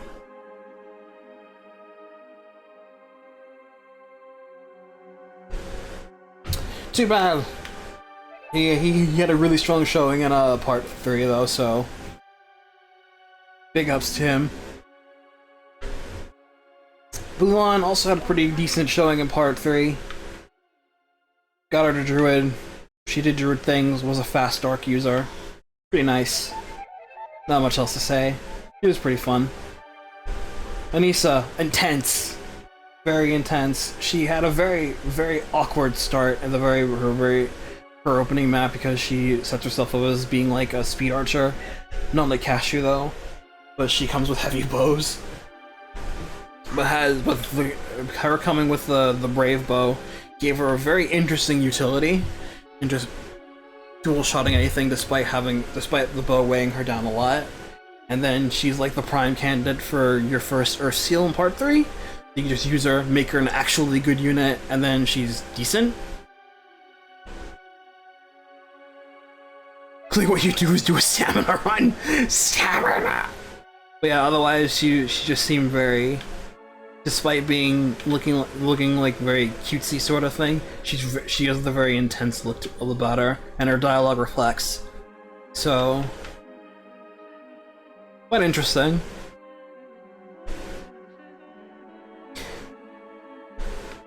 This raging Cajun, Bayou Billy. I stand by the fact that he probably would have a strong, strong supports with Titus if they ever sat down to talk. He was alright. Not all that noteworthy. For the brief time I used in part 3. Her hall support explains a lot. I will understand. His charm was probably the most useful thing about him. Stina, an Axer. She has high strength and defense. Yeah, and I didn't get a good beat on her. She was just there. She was useful, I guess. Serenity. Wish I got more use out of her. She seemed like another more intense sort of thing. You get a lot of interest of perfectionists with a bow user. That wouldn't really get use out of longbows, but Kusuma took priority. Seemed alright. Radoslav, Boleslav's cousin. I wish he grew a little better because I like this dude's concept. He's just big, has the Lacan to wield all sorts of dark magic without AS penalty, has armored blow. He's got a monocle. He's got the look. I wish I got more miles out of him, because he probably would have been a lot of fun to run around with. Alas, his levels didn't reflect. Swordmaster Wendell! That's all I want to look at Zakawa. He's just Swordmaster Wendell. The Pope! The Pope! It's too bad he came in so late. Kinda wish he showed up earlier in part 3, rather than later. Would've got more miles out of him. I should have seal him real quick. You know what? While we're here, may as well, right?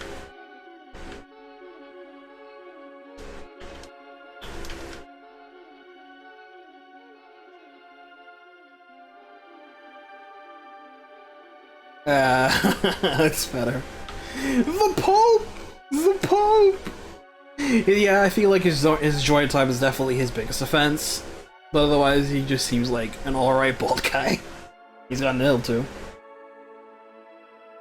Zul'Jalal is a dude I really actually did want to use, but again, competing with other characters once the routes merged, it was like, ah.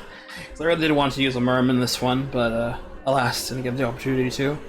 And he's just basically Edward with a soul patch. Because I mean, like, look at him. He's got the scraggy hair. He's got the look. He has something of the personality. He's got wrath.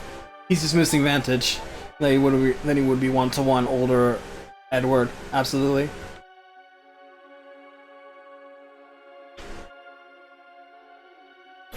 Marlin. He had a really strong showing actually. Came up very strong with having strong levels in speed. I kind of wish I used him a little bit more, but again, once the roster started filling up, I had to let him go. Tell me what am I fighting for? Because we have to stop this war. This had more use than I ever expected it to, especially once he actually started getting speed.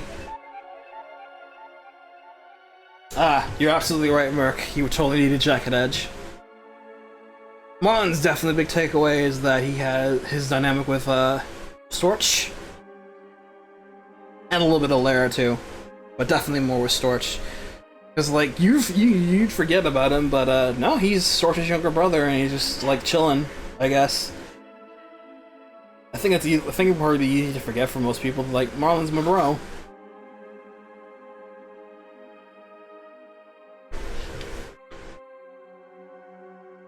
Vigalis, another one who had some decent promise, but eventually started falling off a little bit too fast for my liking. But I like that he's a bow fighter, and then becomes a warrior.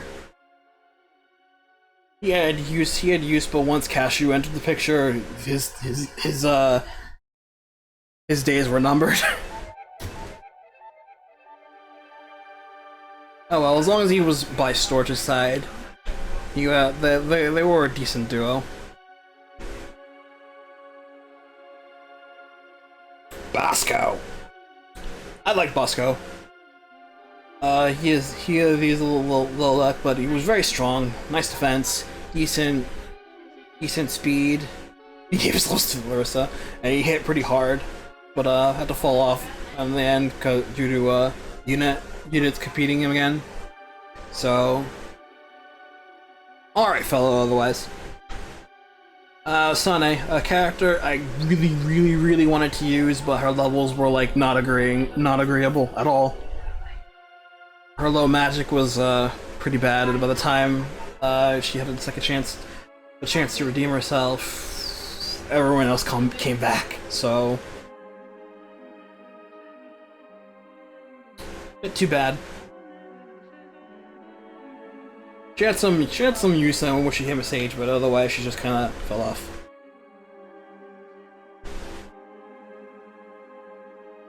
Troubadour. Only thing I can say about males that I can make Battle Network jokes about her name. Cygnus is a fighter. he's got huge bases. Well, he's got really good strength and speed, but is a fighter. Yury decimal system. Nice lady. I liked her characterization. I like her portrait. I wish her stats were a little bit better because she just kind of fell off of around the mid game. It's too bad. I wanted to see her if I get to go farther. I want to same deal with Dewey.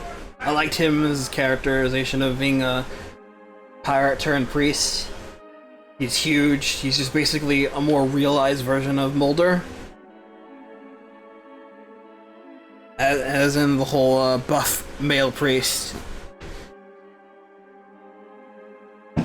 Again, felt pretty bad when I had to drop him due to a unit bloat, but hey. Onisum basically just reminded me of a Bonga Bishop in FFTA.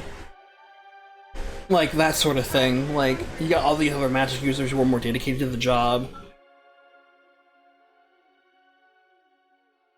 And then you got this dude who's just huge, but he's a magic user and he's good, and he's pretty good at the job, but he's just like, other than being huge, he's not much. He's like, not much else. But I liked his conversations with Nazar. And yeah, speaking of Nazar, very strong early game, especially once they put in this, give him Speedwing. But eventually fell off because all the unit competition was a bit too fierce, and the rotation was going in and out, in and out, in and out. But otherwise, I liked him a lot. I wish I could use him a little bit more. Menahan. He recruited Raucus and, yeah,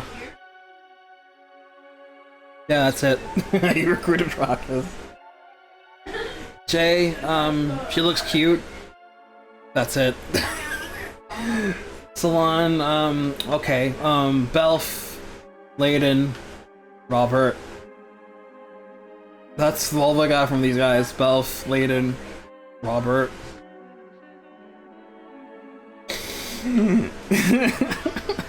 I don't mean that, I don't really mean that as an insult. That's just how I felt about them, honestly.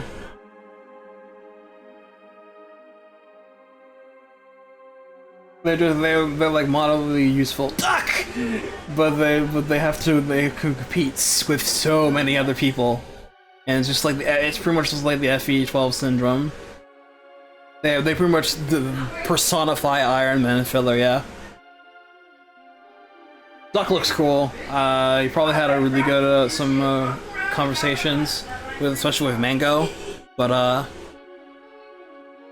you know the deal now. He has some use though. So. Same with Mango. Like the look of her, the cut of her jib.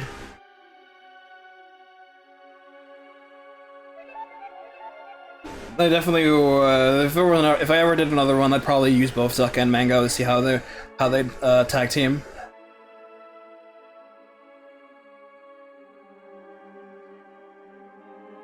Verdun is, I love this dude's beard. I love this dude's beard. He comes with Zatate as like pew pew. He's pretty alright. I like him. I just wish I had more out of him.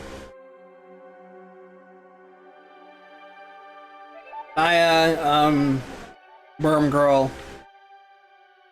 And I'm normally a sucker for Worm Girls depending, but Naya is just there. Marissa too.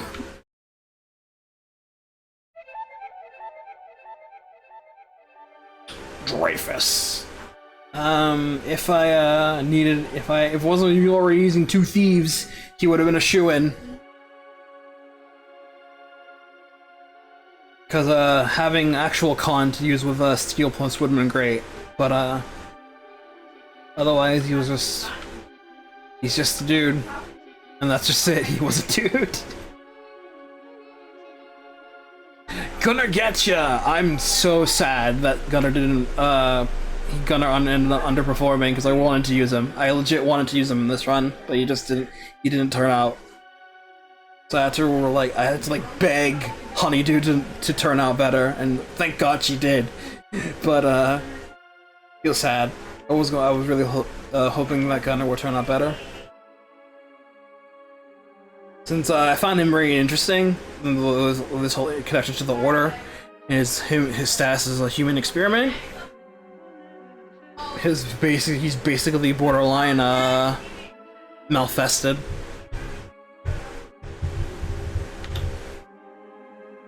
Ruslan, he exists to be overshadowed by Helga. He had a good showing otherwise, his initial showing, but once Helga showed up, he was like, Ruslan who? The biggest disappointment in this playthrough by far is Lara. She probably would have been really fun to use, but she got no momentum at all and had to drop immediately.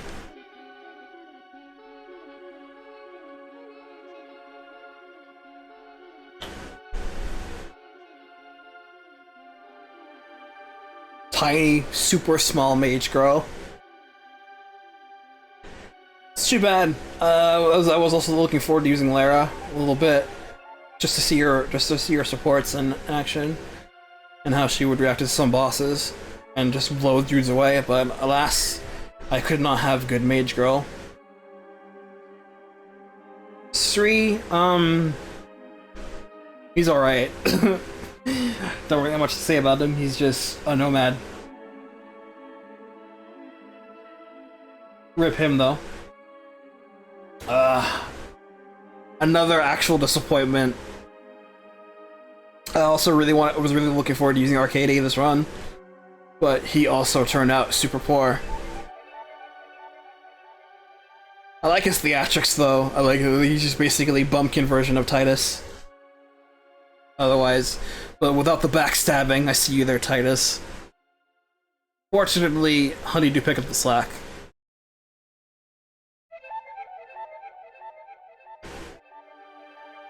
Well, he's level 5, and those are very close to his bases when he was like level 2.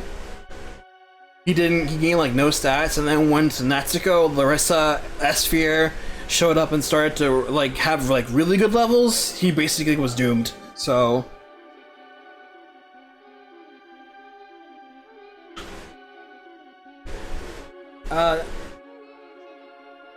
Sonya is cool. Another character I probably wouldn't have minded using him on another run. She's got that look about her. She's like, hey, you got something to say to me? Punch you in your noggin! The anchor shift works. It just gives me that Alicia vibe from Valkyria Chronicles without the pigtails. Murder Hollis. He exists to use iron and steel blades as an armor, but otherwise, you should just use iron and steel blades as armor. Probably would be better in hard mode. Yeah, a lot of characters probably would benefit a lot in a hard mode run. For sure. So she's Kai. See that blade offended there? Cheeky cheeky. Didn't really get much out of Freya. She showed up as being the magic axer, which was an interesting take. I like the fact that she holds her axe in her portrait. That's kind of cool. But she was basically she was always going to be worse Honeydew, in my opinion. So she had like no chance.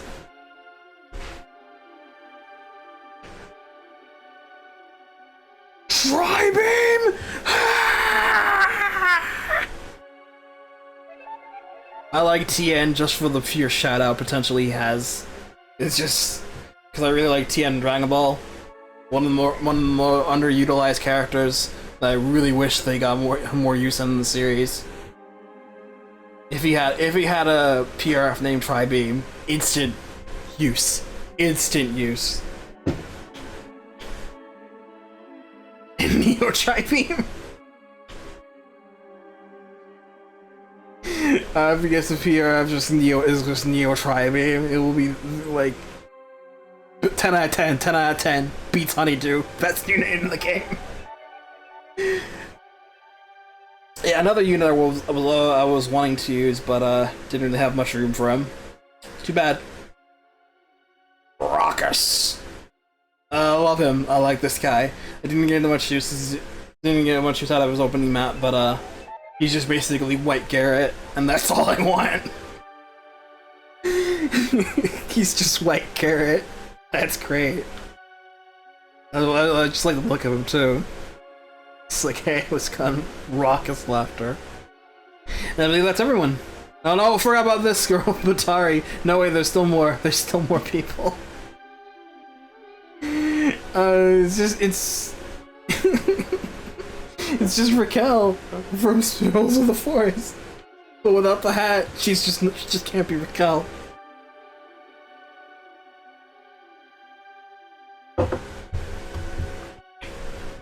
Wait, how many people did I recruit again? It's too bad. Without the hat, Raquel's hat, Batari is just doomed to be on the bench. Nah, kid. She seemed like she'd be fun to use, alright. Though with her high speed and stuff, but I feel like she probably would be better to with Raquel shout out if she had joined earlier in part 3 rather than literally the final map of part 3. Just get one map out of her and then she's benched. Too bad. And then Anwen just shows up as like bald woman, but I'm like huge. I have infinite res. And I also have Boon. You got statuses, I got you, fam. I repel them with my bald head. She's enormous. So you have my respect for having a bald female character. You don't see that very often. It's not my appeal, but I know some people who have that appeal. And she's just... If I wasn't using, like, Sigrid and Keta and Onisim already, she probably would have been an easy slot in. She probably would pair well with Tien, actually. Yeah. Do they have supports? I wonder.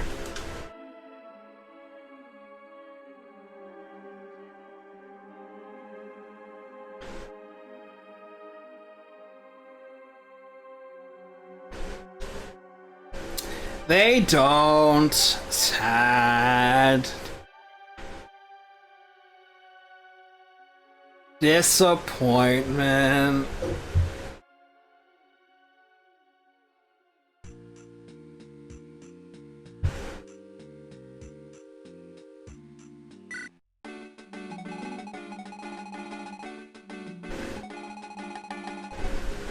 Oh, that's just a natural thing, Spirit.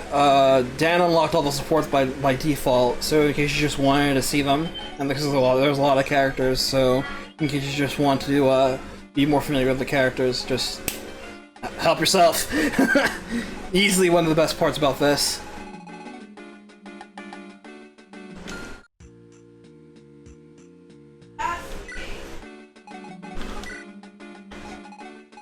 Yeah, they're right there. So, final check, I believe there's 62 characters in total, yeah. Literally at the edge of how many player characters you're allowed to have in the game, because any more will just start overriding dudes.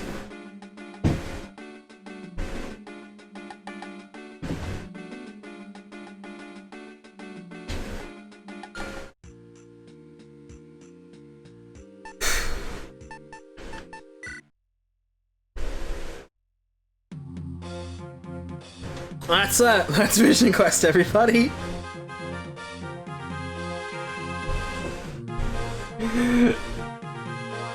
Okay, so long story short, good ROM hack, real good. Definitely up there in terms of fire ROM hacks. I definitely feel like this is the new target to aim for.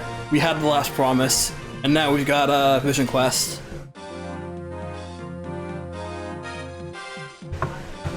And if you iron out all the little details in, this one will definitely be an easy 9. Could be even a 10 out of 10. I have faith in you. But that's of course up to you. You don't have to actually go the extra mile if you don't want to. But yeah, you did great work, Dan. Absolutely. Had a blast playing. And I hope I hope my commentary was enjoyable and informative at the same time.